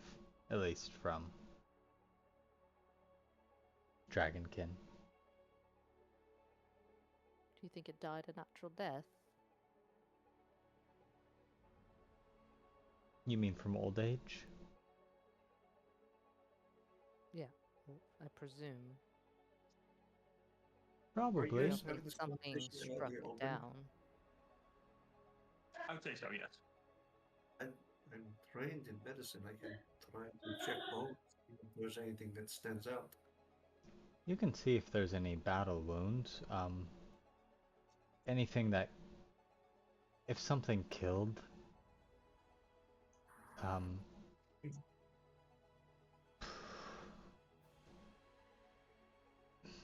Can I do like a medicine or nature check, Alex, to see if I notice anything unusual? Like these bones, who knows how long they've been here, but anything that might stand out? Sure. I'm going to make you commit to one or the other, though, and they I'll do may all yield medicine. that may yield different information than nature. That's fine. I will. I'll stick to what I know.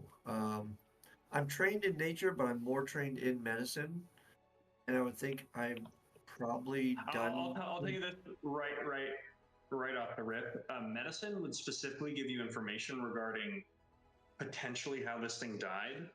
Nature might give you information of like the area since this thing has died. Okay. Okay.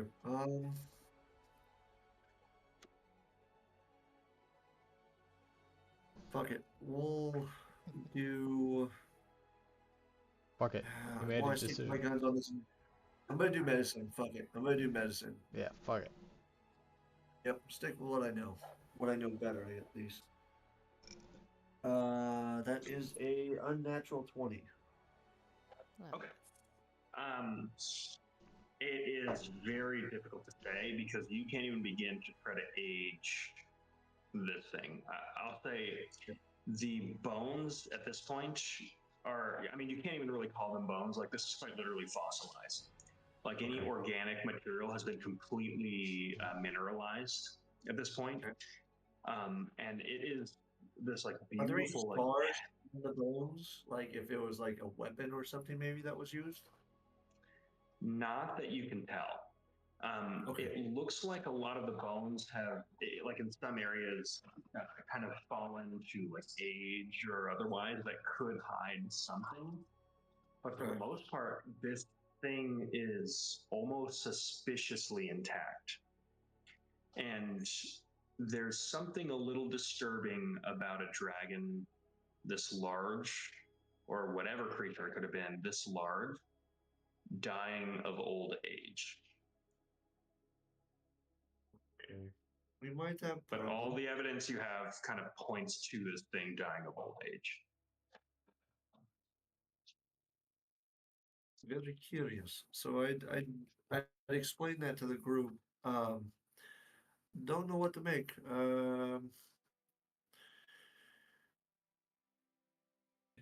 There is no discernible mark of weapon used. Supposedly, maybe die of old age, but something is wrong about that, and I don't know what to make of it. This does not seem creature that would have died of old age, I guess. Right? Yes. And look at my book. Well, Yes. before us, this land didn't belong to us, not first. So, if something this old died naturally, peacefully, it was very strong. It was very wise. And maybe even came from a time before your empire set foot here. I think we should be blessed to step in the same space that it gave its life, to create, and he spreads his arms wide, all of this. Our resting point for the night, our reminder of things greater than the Far Empire.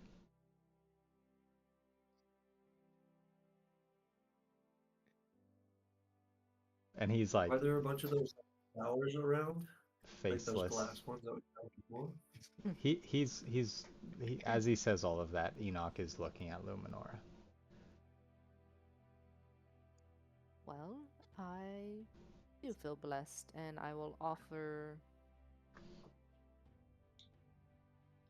a positive energy. I don't know. I'm trying.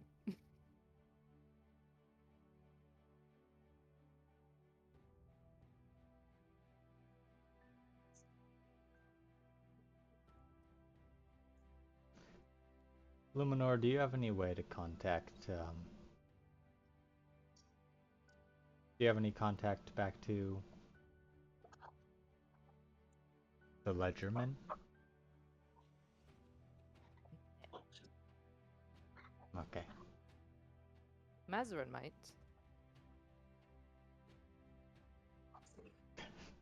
Mazarin just kind of looks over at you as she's just like got one of her legs up, like kind of like Captain Morgan style, up on like one of the fossils.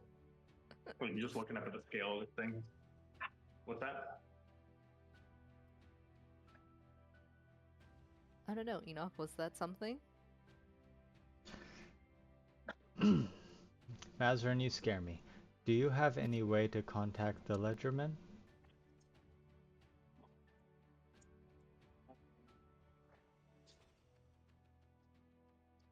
Yeah. By yourself? Or No, I would need to skin you and use you as a augmenting focus. And if I could do that, then yeah, I could send a signal from your skull. Yeah, no, by myself, yes.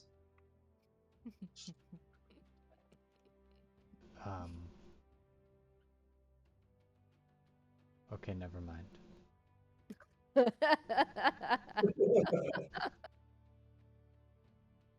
Okay.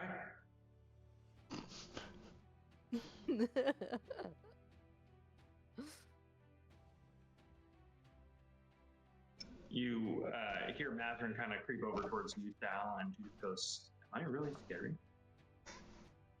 Not at all. I like the way you think. You think crazy. But other people think crazy, but we, you, me, we know smart. Yes? You just she just wanted to kill you earlier today.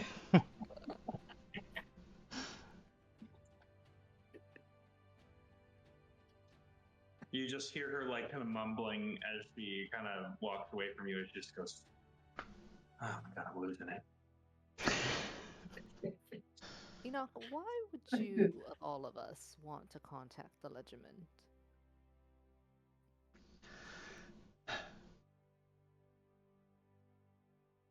Right. I kind of like all of you more than I expected to. I think you're less connected to the Far Empire than I expected. But there are lives on the line, for me at least, and I was given a job to do, and that job just relied on figuring out what happened to 252, 233. 233. As we're talking, didn't mean to cut you off. I just remember the water. Yes, water. Yes, water. And I pull out the bag of holding I have, and What? I pull the jug out. Water, water, water.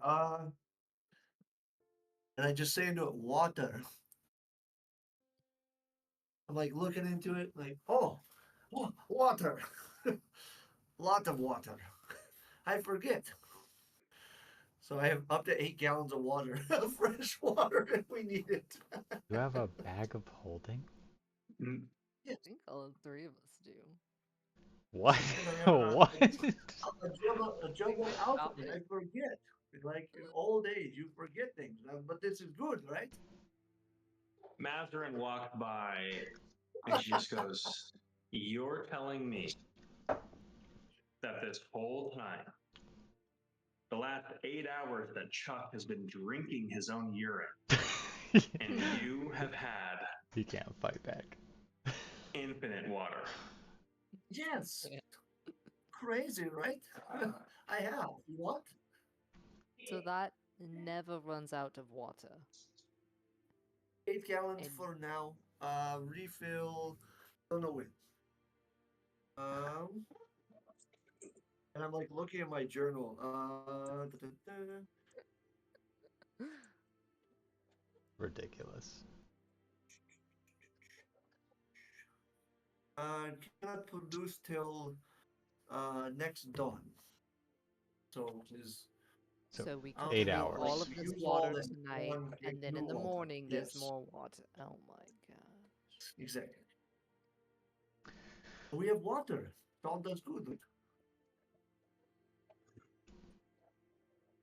We're proud of you, Saul. I think Okay. we would be more proud of you if you had produced that earlier, but a win is Oh, I thought a you were going win. to say if I had produced cups. I don't have cups. So. Glass. You are all the people. People really do not have This is the empire that is winning. strength. This is the empire that is taking over. Wonderful. Actually, Enoch, we are a highly specialized unit within that empire. So, generally speaking, we're considered to be the best and brightest. He's correct. Maybe we should have fought back. Maybe we should have. Yeah. Yeah, I think so. Too late now. Well, Well, yeah, seems like. Yeah, exactly, Mazarin.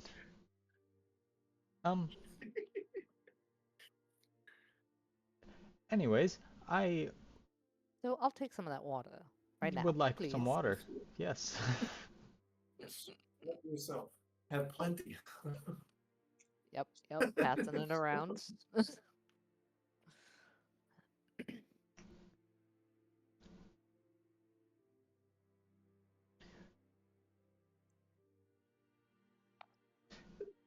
okay. How much- So with that, Yeah. is anyone else doing anything before you take your next long rest? I mean, Did Enoch tell us about the flowers? Coolness of the flowers? I can't remember. He before we Yeah, got was that here, he said that there was alchemical properties to them, and What you mentioned told us about the beast psychedelics. things? What? Beasts or something like they run wild, or was that Alex that said that?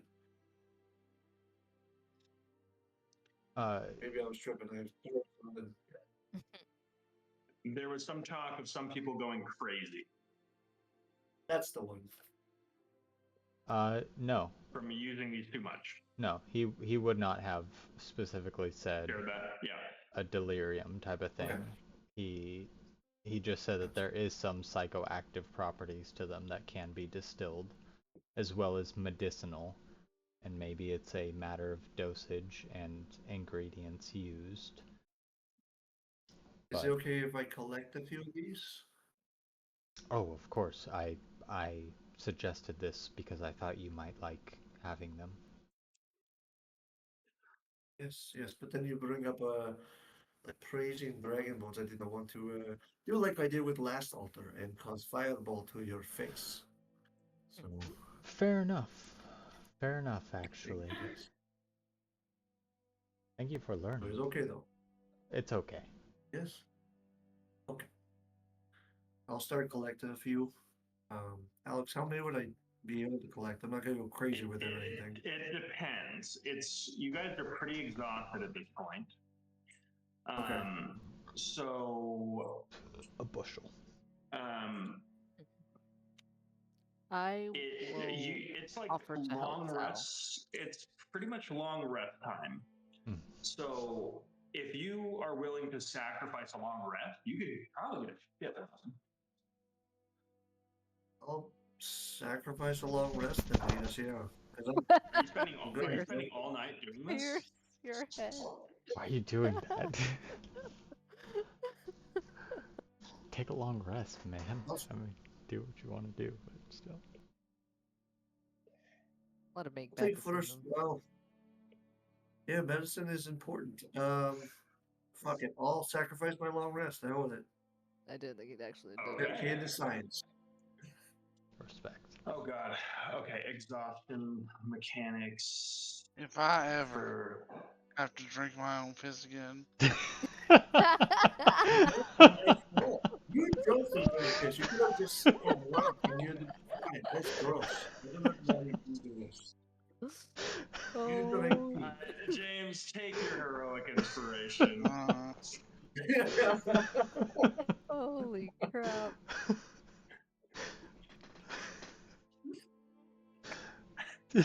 Gross things. I've never thought about it. Just fucking like smoking a whole pack of cigs, just like glaring at Sal.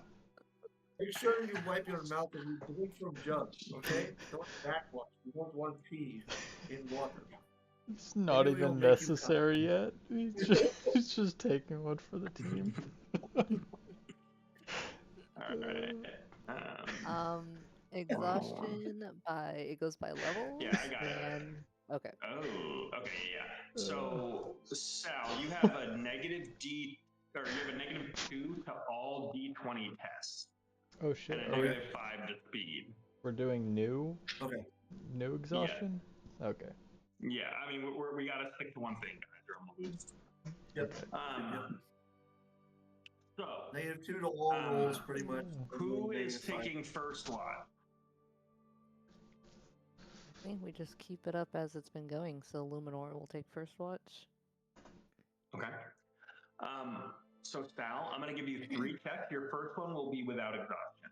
So go ahead and roll a alchemy check. So intelligence proficiency. We can mix up long rests. If we want to. So that is intelligence. Real quick, is anyone else sacrificing a long rest to help harvest the higher lash poppy?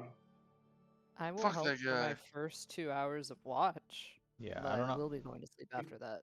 Yeah, 15. not sacrificing, but I'll help. Mazarin will also help on the latter end. 15. So pretty quickly, Sal, you are getting the sense that collecting these is not going to be an issue. I mean, you can take whatever you can carry. Interestingly, you're noticing that a lot of these puppies are actually buried beneath the sand. And as soon as you pull them up, they immediately just like pop up and just like all the sand flecks off of them. And they're totally healthy plants that have otherwise been completely covered in sand. You're getting the sense that this monument may have been buried and has been unearthed by the sandstorm and may be buried again in the future. Like the entirety of it, while this underground like clump of these poppies is just completely buried and yet somehow still healthy. Because you can pull up some of these just digging in the ground and they're perfectly healthy plants. You quickly realize that harvesting them is not necessarily the issue. It is going to be preserving them, because unless you immediately head back to civilization, these are probably all going to go bad and likely lose most of their properties. So you quickly realize that is going to be the next project. Is the bag of holding go bad in that? You are getting the sense that more than likely, if these plants die, which bags of holding, this is like Wizarding 101, bags of holding are not sustainable to life. Okay, got it. That's freshman year. Yep. I forget. I'm old man. That was a long time ago. Yeah, it's been He was writing about 70, the 70 theoretical years. physics of how the bag of holding is bigger on That's the more just inside, like but the didn't. PSA that they continue to give in the dorms, and it's just like, please do not put the freshmen in bags of holding because we get in trouble when they die. So the long rest is you processing them, maybe? So you Yeah, can that's what I was stop thinking. here, or you can spend time basically. This is now turning into like a chemistry experiment to see how you can, like, with the tools you have, refine and or preserve it. Yeah, I would like to turn this into an experiment and see what I I will can do. allow Luminora to give you one roll at advantage. You are now exhausted at this point. Okay. So one roll at Luminora advantage. has like Is- a little bit of alchemy knowledge and is like pointing out things that might help make this more efficient. Okay, and I'd explain to you like what I found when I was pulling them. Like, okay, let me try thing. So what would this check be? Alchemy. Okay, got it. Is Luminor... DC 25. Okay, got it. What? This is just above the table because I'm Fucking sleeping. rolling hot. Hold on. I'll take a picture of it so I can send it. I rolled a 20 and a 19. Hold on. Is Luminor proficient in alchemy? So that's a 26. Hold on. Fucking rolling hot today, people. It's all is on fire. For the important rolls. Okay. Right. So it's 26. So, yeah, I mean, you one shot this. So, pretty clearly, what both of you realize. First off, you might gain a little bit of respect for Luminora because this young buck knows what she's talking about. She's legit. I will say, Saul is pretty far out of academics for many reasons. But I will say, I imagine it's very, like, exciting and almost something that you've missed a lot to be able to actually speak with someone who knows what you're talking about. Absolutely. So not only is Luminora a like very respectable wizard with a knowledge of like the arcane, she legitimately has some study in alchemy. And it almost is helpful in that you have someone to kind of rein you in and bring you into the task at hand instead of going off on like these wild tangents on like other possibilities and saying like, hey, like totally that's interesting. Think about that later. This is the problem at hand because I'm going to go to bed in exactly 1 hour. And the solution you come up with is you notice that there is this very viscous oil that exists within the stems of these plants. What you end up doing is crushing and distilling down this oil into this large receptacle of this nectar that you then use to preserve the various parts of the plants within its own nectar, basically modeling like a kind of natural state that is going to last much longer. Okay.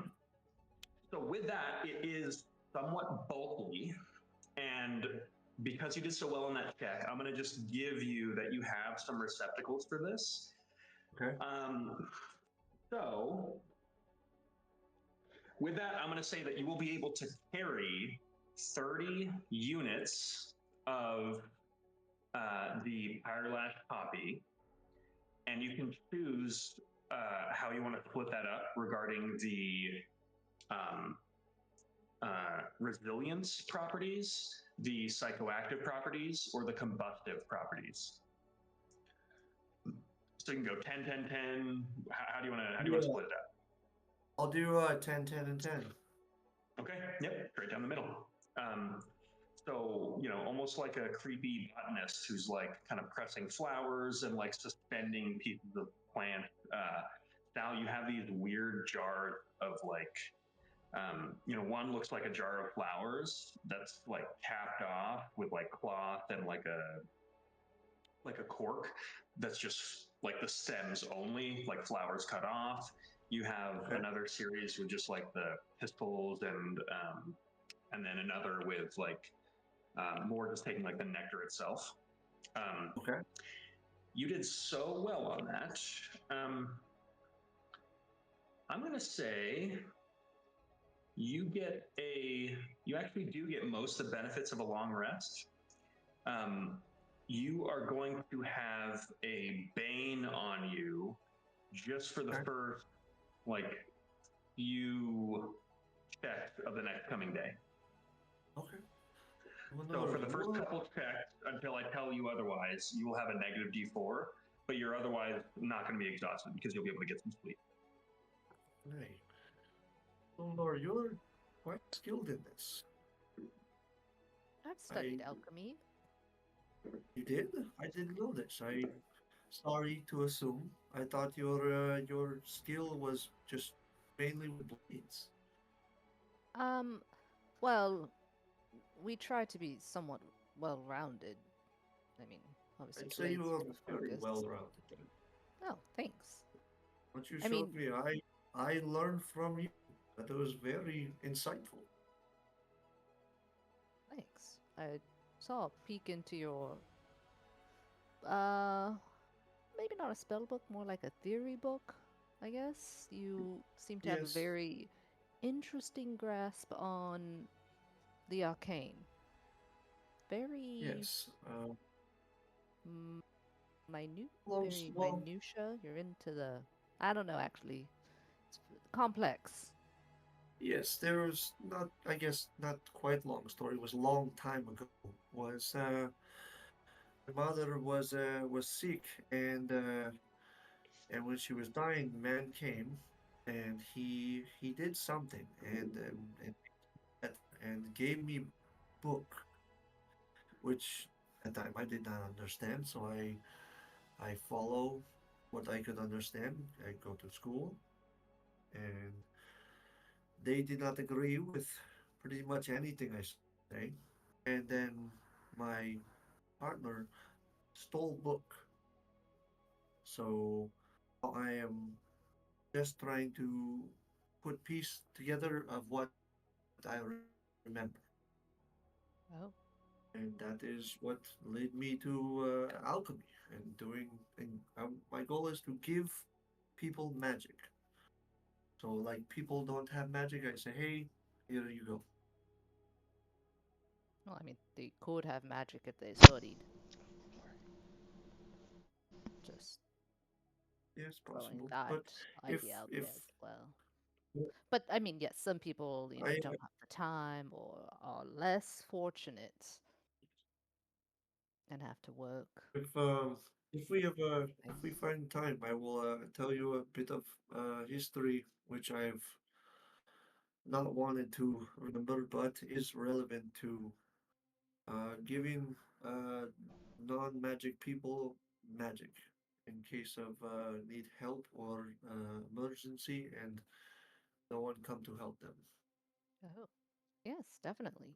Maybe the next time we all sit around the campfire.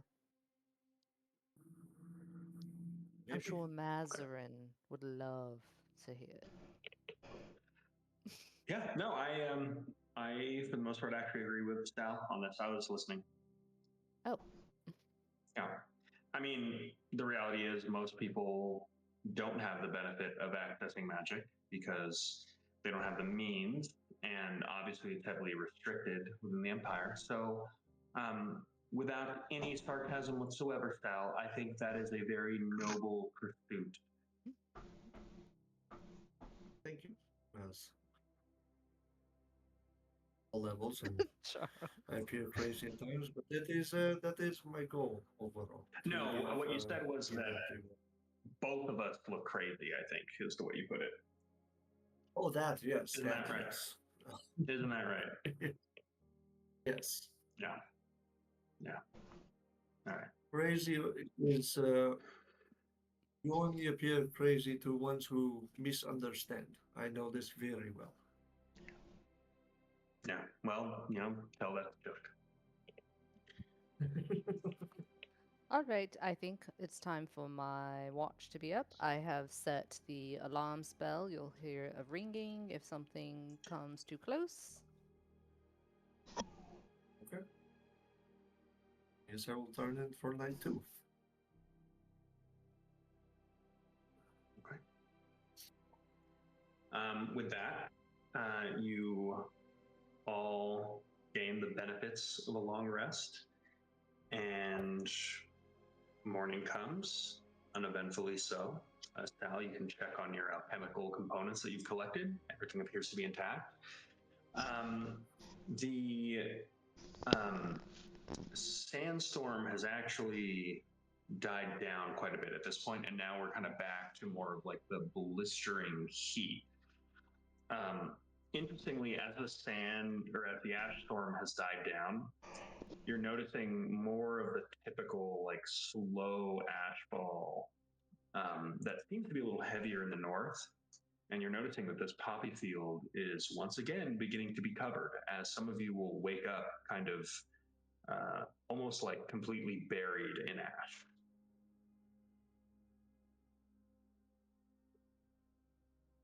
I think it's a good thing. It should reserve these. It's not meant to be over harvested. It is almost like the desert is protecting it.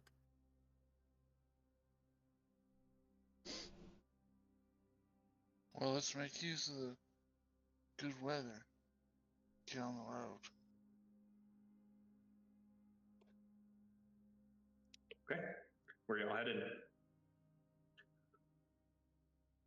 So I'm with gonna do a little curve to do a Yeah. look at the naval ship. Oh, we got all the water we need. Also, in the morning, I'm going to fill up my canteen with my own water using a spell. And I look at Sal. I look at Sal as she's casting it to her canteen. It's just like, Is there? Am I able to get Old any age has its on that? downsides. oh yes, sure, certainly, Charles. I'll fill you up as well. I'm casting elementalism, which I can create 1 cup of clean water in an open container. 1 cup? That is not a lot. Well, I mean, you can drink a cup of water and then I'll create another one. It's a cantrip, people. Oh, it's a cantrip. Okay. Okay. Yeah. Oh shit, I could have done Oh, that yeah. too. Oops. Oh my god, dude. Okay. It's alright. It's alright. We're alive. Yeah, just don't. We're Don't still let alive. Scott hear you say any of that.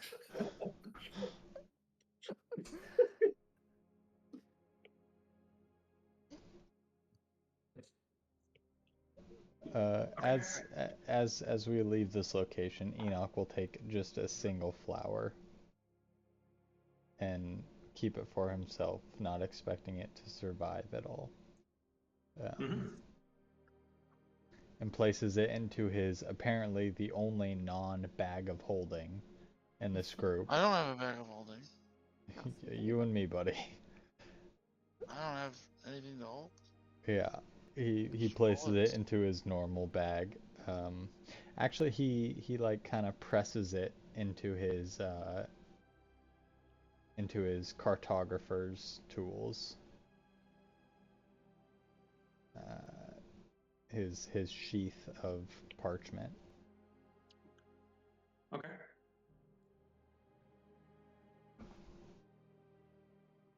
Continues on. Charles's bag is just like a bunch of loose bullets and some rope Yeah. and like normal dingling survivor around. things. Yeah. Yeah.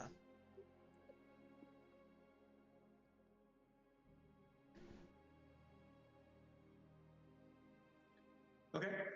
So where y'all headed? To The ship piece thing. of naval vessel. To the ship. That direction. This makes my arm look Okay. so long. I know. Jesus. Got a fisheye. I Yeah, know. ocean. Jesus. Okay. Really. As you head over to that direction, you would notice notice that the beating sun is particularly harsh today. Your water consumption would essentially be tripled, yet you have now discovered that you have a large supply of it. So Infinite. we're not going to have to worry about any checks or anything like that. You would see Mazarin just kind of like holding her own canteen over her head and just like kind of pouring the water over herself to help like cool down, which might infuriate Chuck, although there is enough water for this to be done.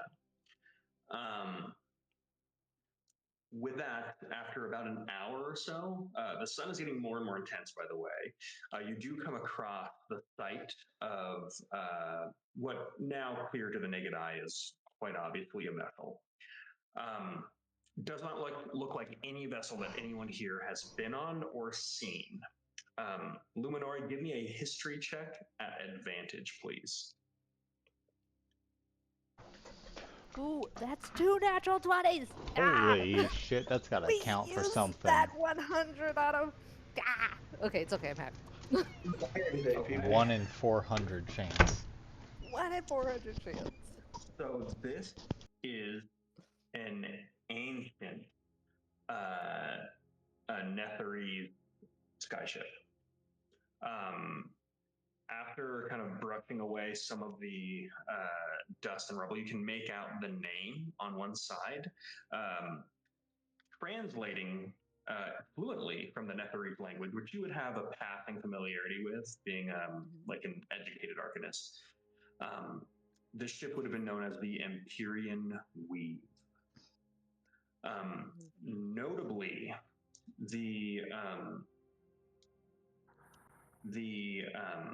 I mean, these would be called nothing else, but there are slots all around, like the portion of the ship that you could see, which is just like one side of it with the nose kind of buried deep in the sand. There are pretty clearly, what would you call it, sockets within the ship that would hold Netherese missiles, which are basically arcane batteries that would allow this thing to fly. Like, it's an object that essentially allows like perpetual concentration on pretty powerful spells. Those have all very obviously been scavenged. Based on the damage around those parts, it looks like whatever scavenged them had very sharp claws.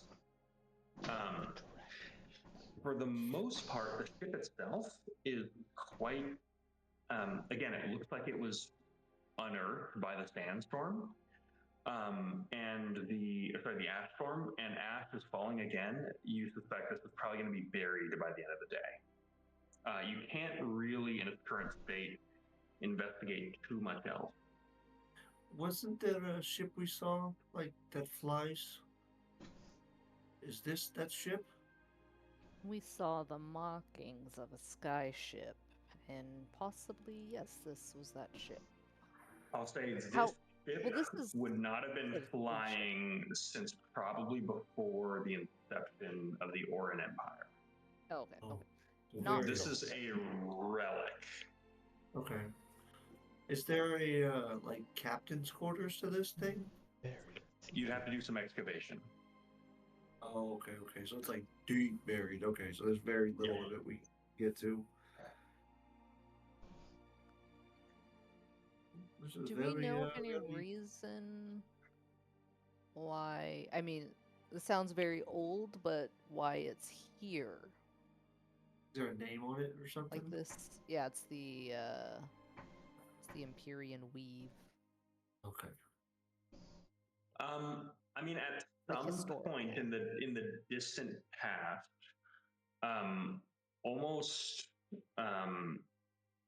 all of the known lands outside of Karsus would have been within the dominion of the Netherese Empire. Can I try put name in journal and to look up like we have to look up people? Maybe it looks up ship.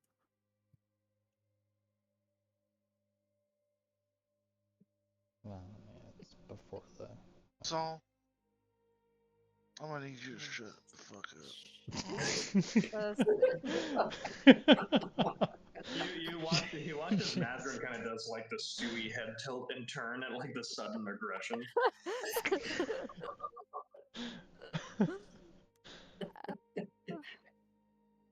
I wonder, do you think claw marks on this? And we were pondering if the cache of stuff underneath that natural formation was a dragon horde. Maybe the arcane batteries are buried in the horde? I mean, makes sense. Maybe. Throwing ideas out. We did say we were going to try to check that out someday, so. Yeah, well, I say we get moving. Yep. This is mostly buried. So, I don't really feel like digging. The heat getting to you, Charles. No, having to drink my own piss. Getting to You me. did it again. Why don't you do it again? No, We had I water. I didn't do it again. Then, I'm still oh, pissed off from the day before. you should learn to let things go. Pissed off. Else you'll have lots of gray hair like I do. That's fair. All right, let's go, Charles. Let's go. Yeah.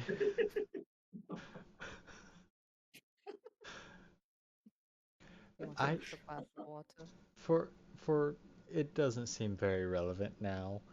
I had assumed that all that lost cache of magical goods was block 233's, but it could be that it was this dragon hiding some stuff. I mean, we killed 2 of them, so I guess. Could Have Can be you you- the discern one. how big the one other would one have was had a to, like big the ones dragon. that we fought, Alex? Can we discern, would they have been big enough to do the damage that's been done to the ship?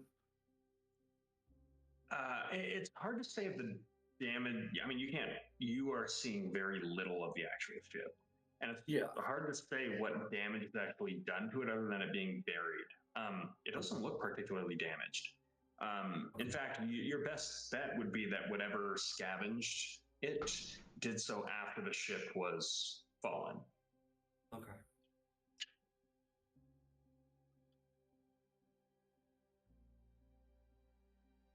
Yeah, I guess carry on. Walk in. And walk in. So and what do then we get- see around the ship? Is it just pure, just ash desert everywhere? Investigation check. Investigation check. Okay. Okay, man. Minus D4. Oh, yep. So that's 15 plus investigation, 21. Minus a D4. Yep. Damn. It was Okay. 17 minus 2 plus 6. As you're all walking away, and Sal is just not quite ready to give this ship up, you watch as he like begins to step away, kind of looks down, and at this point, I imagine everyone's just like left. You would hear Mazur just say, "Sal," and as anyone turns and looks, right as she says that, you watch as Sal's head just like ducks under, almost like he's tying a shoe. Sal, you step on something firm, and you kind of like do a little bit of digging. You reach down in the sand and pull up this. It's a shard of pure green, like luminescent glass that is very suspiciously lightweight, Not this fucking shit. about the size of a Monster energy drink. Hey, I like those measurements. Don't give specifics. And you just kind of hold it up.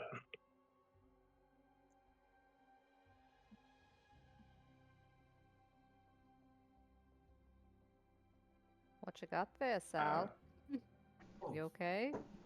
yes, I find. Yeah, Sal, find it on your way back because it's hot.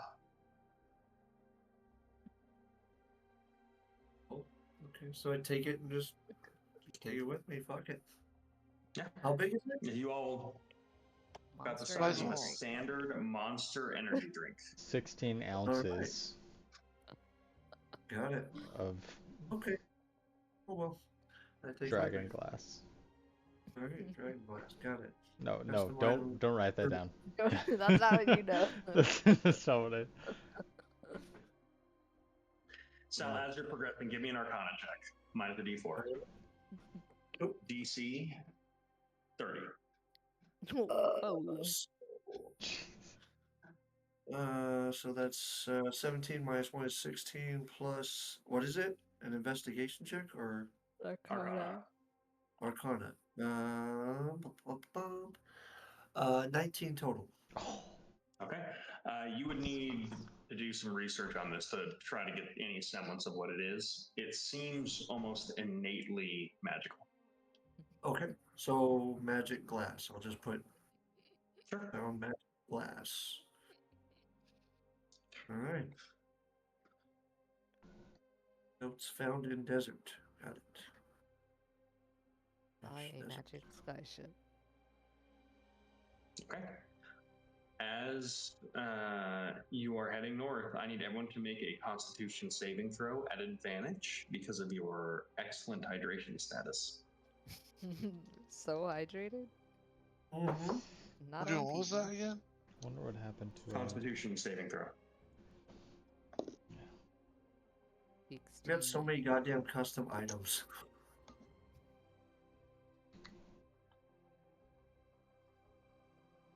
I already used the lantern a long time ago, so I can delete that. Oh, we were not using it anymore. 13. Oh, I don't know if you were even here for this, Eddie. This was a Okay. very long time ago. You have like a magical amulet that allows you to absorb fire damage. Oh, I didn't know that. Yeah. At that, Neri stole it and gave it to you. I don't know. Oh, thank you. Add it to your shit. Yep. will do. 22. 13. 16. Okay. Con save, you said? Yep. 15. Wait, was this at advantage? Yes. Yep. Oh, Yeah, 15. 16. Okay. You are all for now tolerating the heat. With that, you approach a kind of what looks like a stone-walled structure, still actively under construction. As you approach, even in the distance, you can see there is a corps of naval engineers that is working on this. God. Let's just keep going around. Don't even stop. I mean, I think this Are is we this the here? bastion? I think this is it. You think it's lit? I think this might be it. Chuck, how This far looks away are like we? the bastion. What? Said Chuck, how far away are we? I assume you've been keeping track of the leagues. Leagues. I like how we're using leagues and clicks and miles just interchangeably. I mean, how far have we traveled, Alex? You've traveled about 20 miles. I mean, how About far 7. away are we? 7 leagues. I mean, that's probably it. Wow, that's 5.7 leagues. You're really good. All right, so you guys So- just want to walk up? Yeah, you're the one I'm who. fine with that. Yeah, you're kind of wanted here, aren't you, Luminora? It seems that way, yes. Enoch. I don't like the way you said my name. You said my name. That's such. I'm just being polite, alright? Why? I just said your name politely as well.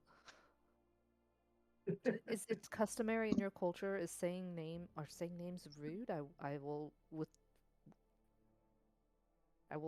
not say your name if that's the case. Uh, almost nobody even acknowledged I exist, so I am very happy if you say my name at all. Okay, Enoch. Yes, it seems I'm wanted here. How close are we to these engineers? I'd say about 300 feet. Ugh, I mean, let's just walk in and yeah, just say, hey, I agree. get this going. What's our goal here, right? Because I'm just going to offer it up. We know where they are. We know where this is. We have an approximate distance from the mountain.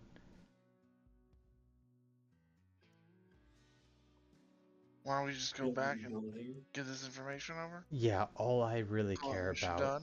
Yeah. I mean, listen, if any of you want to figure out this Luminora, if this is important to you, I'll respect that. We can investigate it further, but as far as I'm concerned, my job is done. Yeah, this was a scouting mission, and we scouted. I Good will point. be honest. If this secession of Conscriptus is by decree of our houses, then understand that my allegiance has already been chosen. And that is what I want to figure out.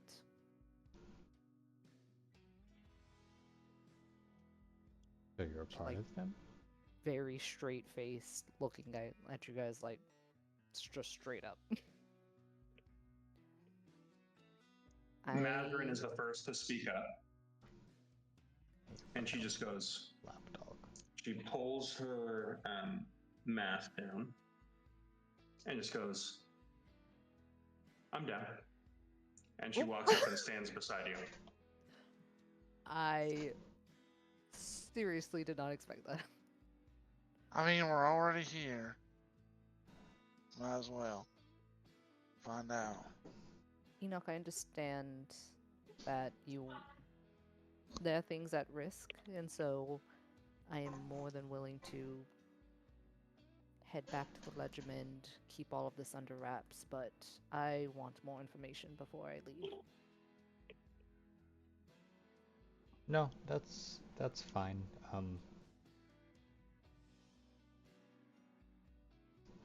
Yeah, that's fine. Mazarin, do you think you could send something to... Oh, I don't care about him enough. I've forgotten his name. Whoever's in charge at the Legerdman. Do you think just in case we don't make it back, you could send him this information? That way, people I care about are perhaps set free? And then we go investigate. We find out whatever we can find out.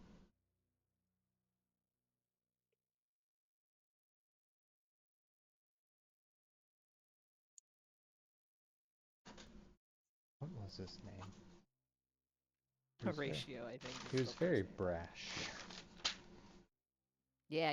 That's the guy that James and I don't like. I mean, Charles and I don't like. He's specifically your handler. He's not like in charge of the Legerdman. Yeah, he's the person I would like report to. He was the one. Yeah, he was your contact too. Yeah. I really have no fucking notes for this campaign. I'm quite disappointed. Do you want me to send you my page on him? Yeah, No, you don't. I read the website so often. It's I just don't remember anything. Oh, I need to put his picture in the right spot. Oops.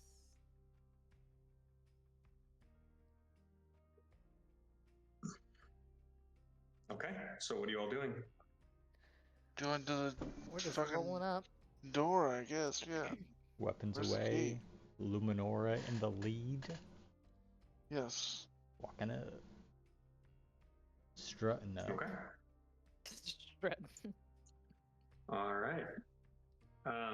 Just curious, have you guys gotten back into Watch Together as it crashed, but now it's back up? Yeah. Yeah, I don't think it ever I've crashed. yeah, it's been fine for me. No, interesting. Okay. It's been the picture of the mountain with our pictures. That's not Is that Watch right? Together. No, Watch Together Yeah. is the audio. Yeah, it's a different Oh. thing. So, as you approach, you notice the engineers immediately start like kind of slowly abandoning posts very quietly, and the large stone gates just open, welcoming you within the bastion. Well, seems that somebody knows we're here. I mean, we didn't approach quietly, so any good bastion worth its salt has a lookout. Yeah, but they knew that we were allowed in without even asking us our names. Maybe it's because they're planning to kill everybody that they meet. Or they knew we were coming. I'm just saying, don't let your guard down. Hopefully, this Ah, town does not have dragon. People knowing that I'm coming makes my guard up even higher. Perfect. Okay, great. We're in agreement. Anybody around? Anybody to talk to? Okay, so you're walking in. These. Yeah.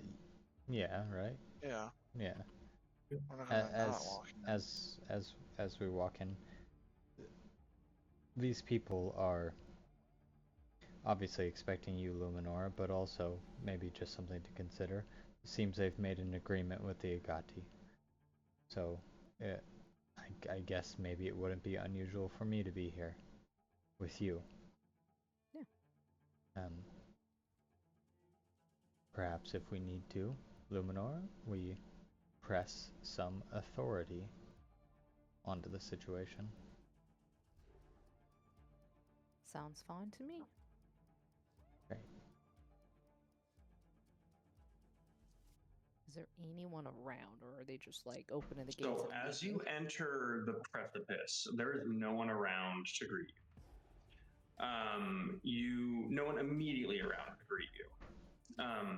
As you look about 60 paces ahead, you'll notice there is fully cloaked a Warforged individual with a extremely long-barreled marksman's rifle that he's kind of like leaning back, and the rifle's leaning up against his chest as he's kind of like almost like resting his arms on the barrel itself, just completely lounged back, with these like faint lights behind his eye sockets as he just like in a very calculated way watching you all move.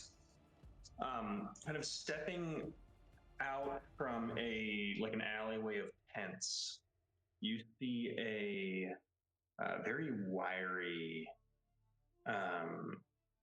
half-orc, that male that is definitely dressed for the weather, specifically like wearing just this very like loose vest, like with a ton of what look like naval tattoos, just like completely all over his body. He's got like a thick black beard, large tusks. He's got like a red bandana, and you watch as he is just like he's got weapons all over him, but he's not looking hostile.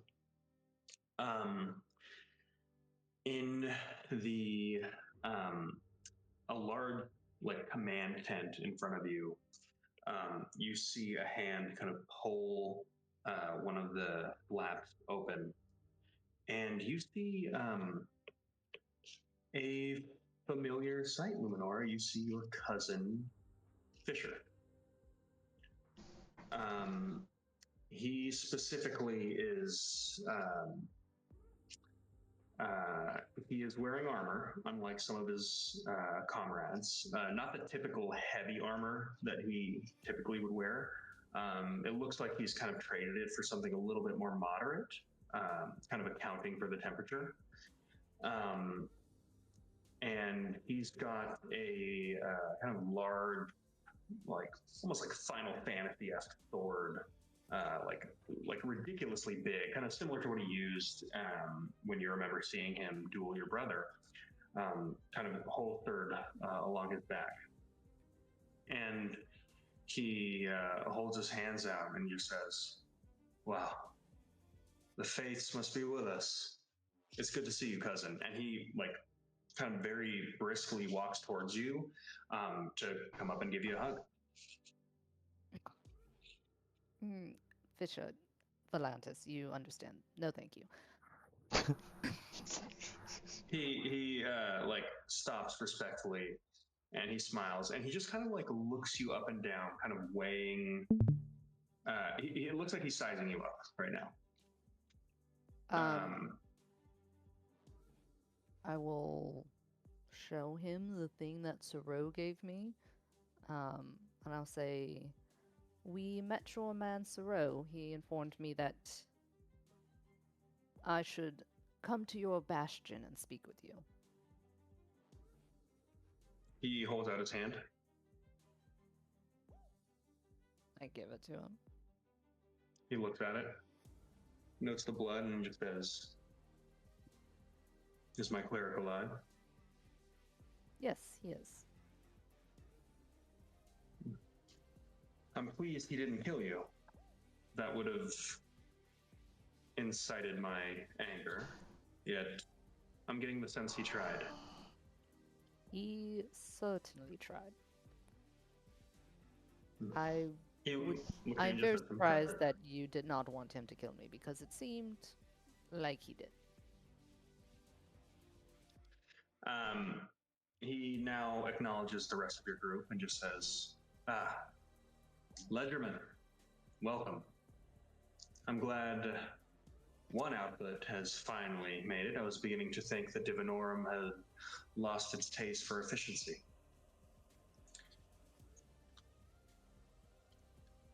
So, can I get anyone a refreshment? Please, come inside. And he begins like beckoning everyone towards this tent. My hackles are so hackled. Yeah. Charles. Good way to put it. Charles enters and searches through his pockets, finds a loose cigarette that he rolled earlier, lights it up in the tent. Well, I gotta go, guys. I will see you later. Don't die. Bye. Let's kill. No promises. Yeah. TPK, come on out. Yep. TPK. It's gonna be your fault, Eddie. Yep. It's all because I didn't bring the water. See you guys. Bye. Bye.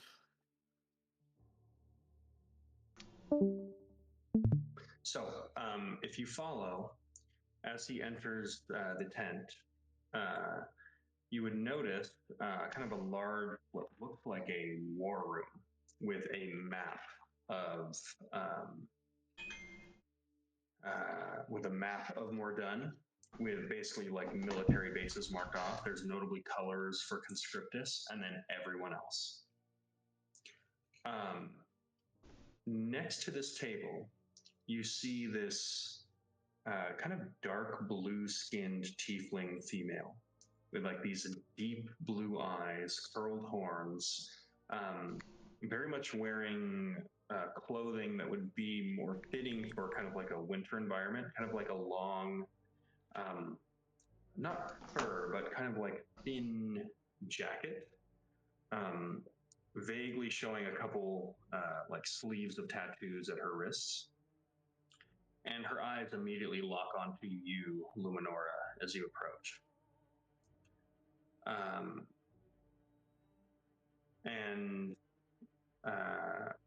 With that, right as you're all about to enter, you hear Fisher just say,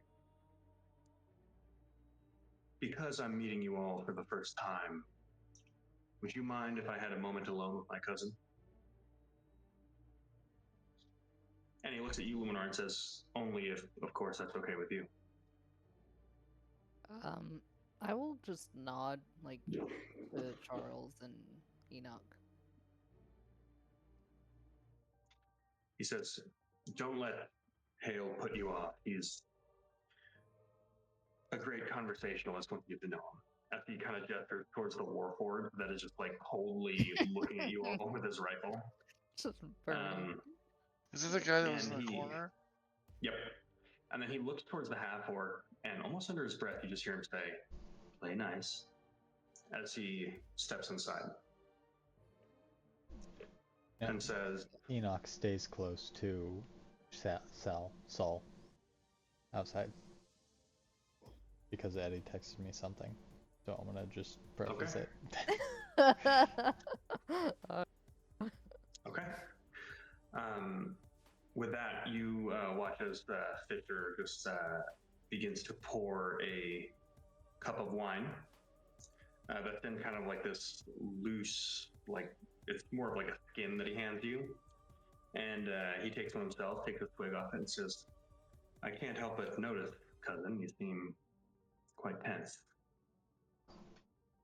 Well, Is everything Sorrow okay?" made it sound like that you would not welcome my appearance. Quite the opposite.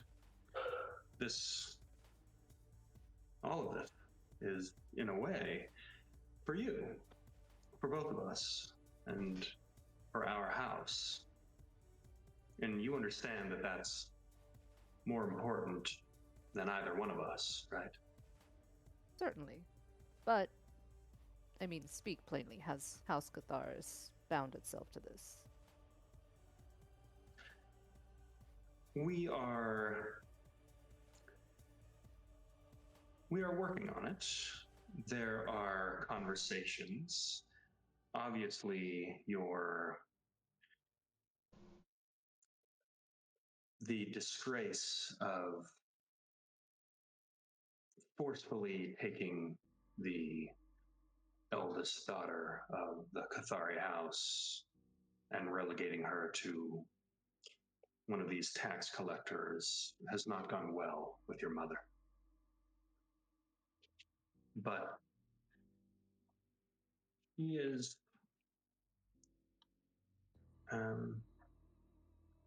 a little resistant to a new political order that some of the other houses seem to have embraced.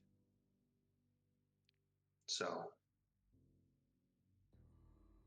note that you've inspired quite a bit of unity amongst the other houses.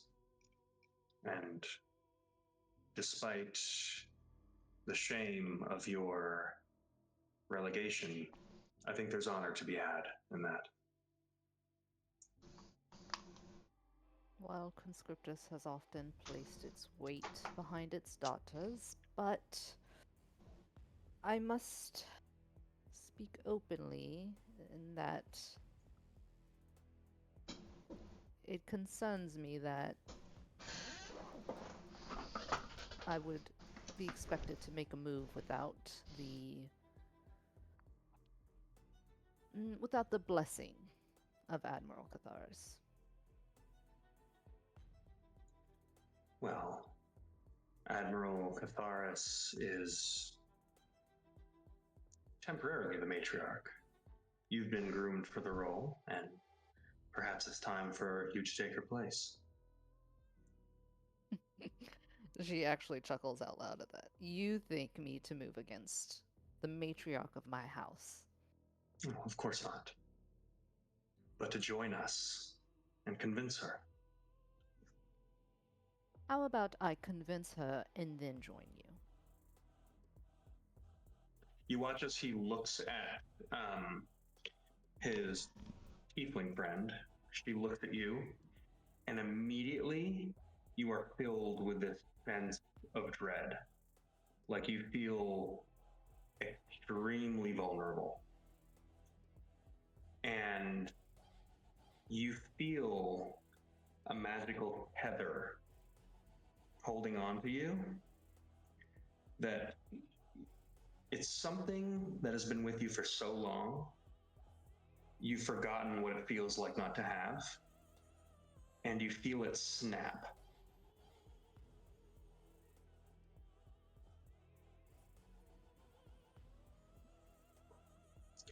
And with that, Fisher goes on and just says,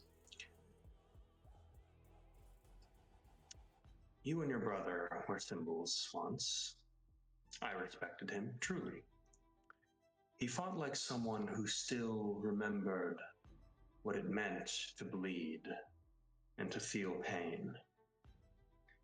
And I mean no offense, but all this pruning business, I fear, has made your house forget what it truly is like to die."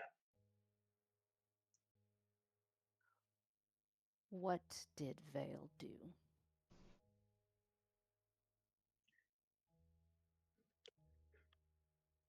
He kind of smiles, almost looks a little bit impressed, and he says, "She brought you down to our level." I put just gingerly rest my hand on my sword. Like, not my hand that would draw the sword, but my other hand. Yeah. And I say, I will never be down to your level, Fisher. With that, he looks at you genuinely. He smiles, but through gritted teeth. That genuinely upset him. And with that, he just stops and says, kind of begins rubbing his eyes, kind of to hide the frustration. Says, "So, listen, before this gets messy, I want you to know genuinely that I would have loved to consider us allies. But unfortunately, there's a greater purpose to be considered."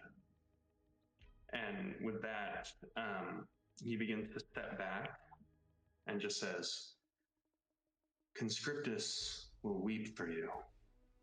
And when they do, they'll finally see what I've seen all along, that the machine only values its martyrs." And with that, he turns and exits the tent, and you begin to hear a rapid footfall from all around you, as anyone outside the tent is noting a large contingent of naval Black Armada soldiers that are slowly beginning to descend on the area, as it looks like Hale and his half-orc colleague have like kind of gotten up and slowly are making their way out, as it looks like you may have entered an ambush. And with that, you get one last glance at Fisher before he leaves you to die, as there is a genuine look in his eyes that looks like he is almost apologetic. And with one final parting, just says, "You've just given us the motivation that your mother needs to join the Concorded. And your sacrifice will make history. We won't let you be forgotten, sister." And he leaves. And with that, we will pick up next week.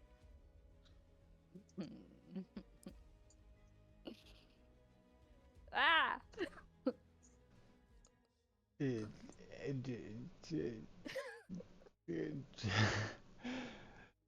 Eddie's not here, so I'm gonna take control of Saul for a little bit, and we can pick this up next Oh, week wait, you're for cutting sure. out. What? Wait. Your mic. Fuck my mic. I just want to before so I can say it's done before next session.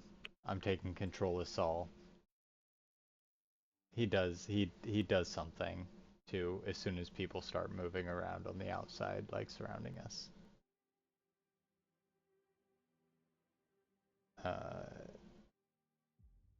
He crushes a blue crystal and shoves it into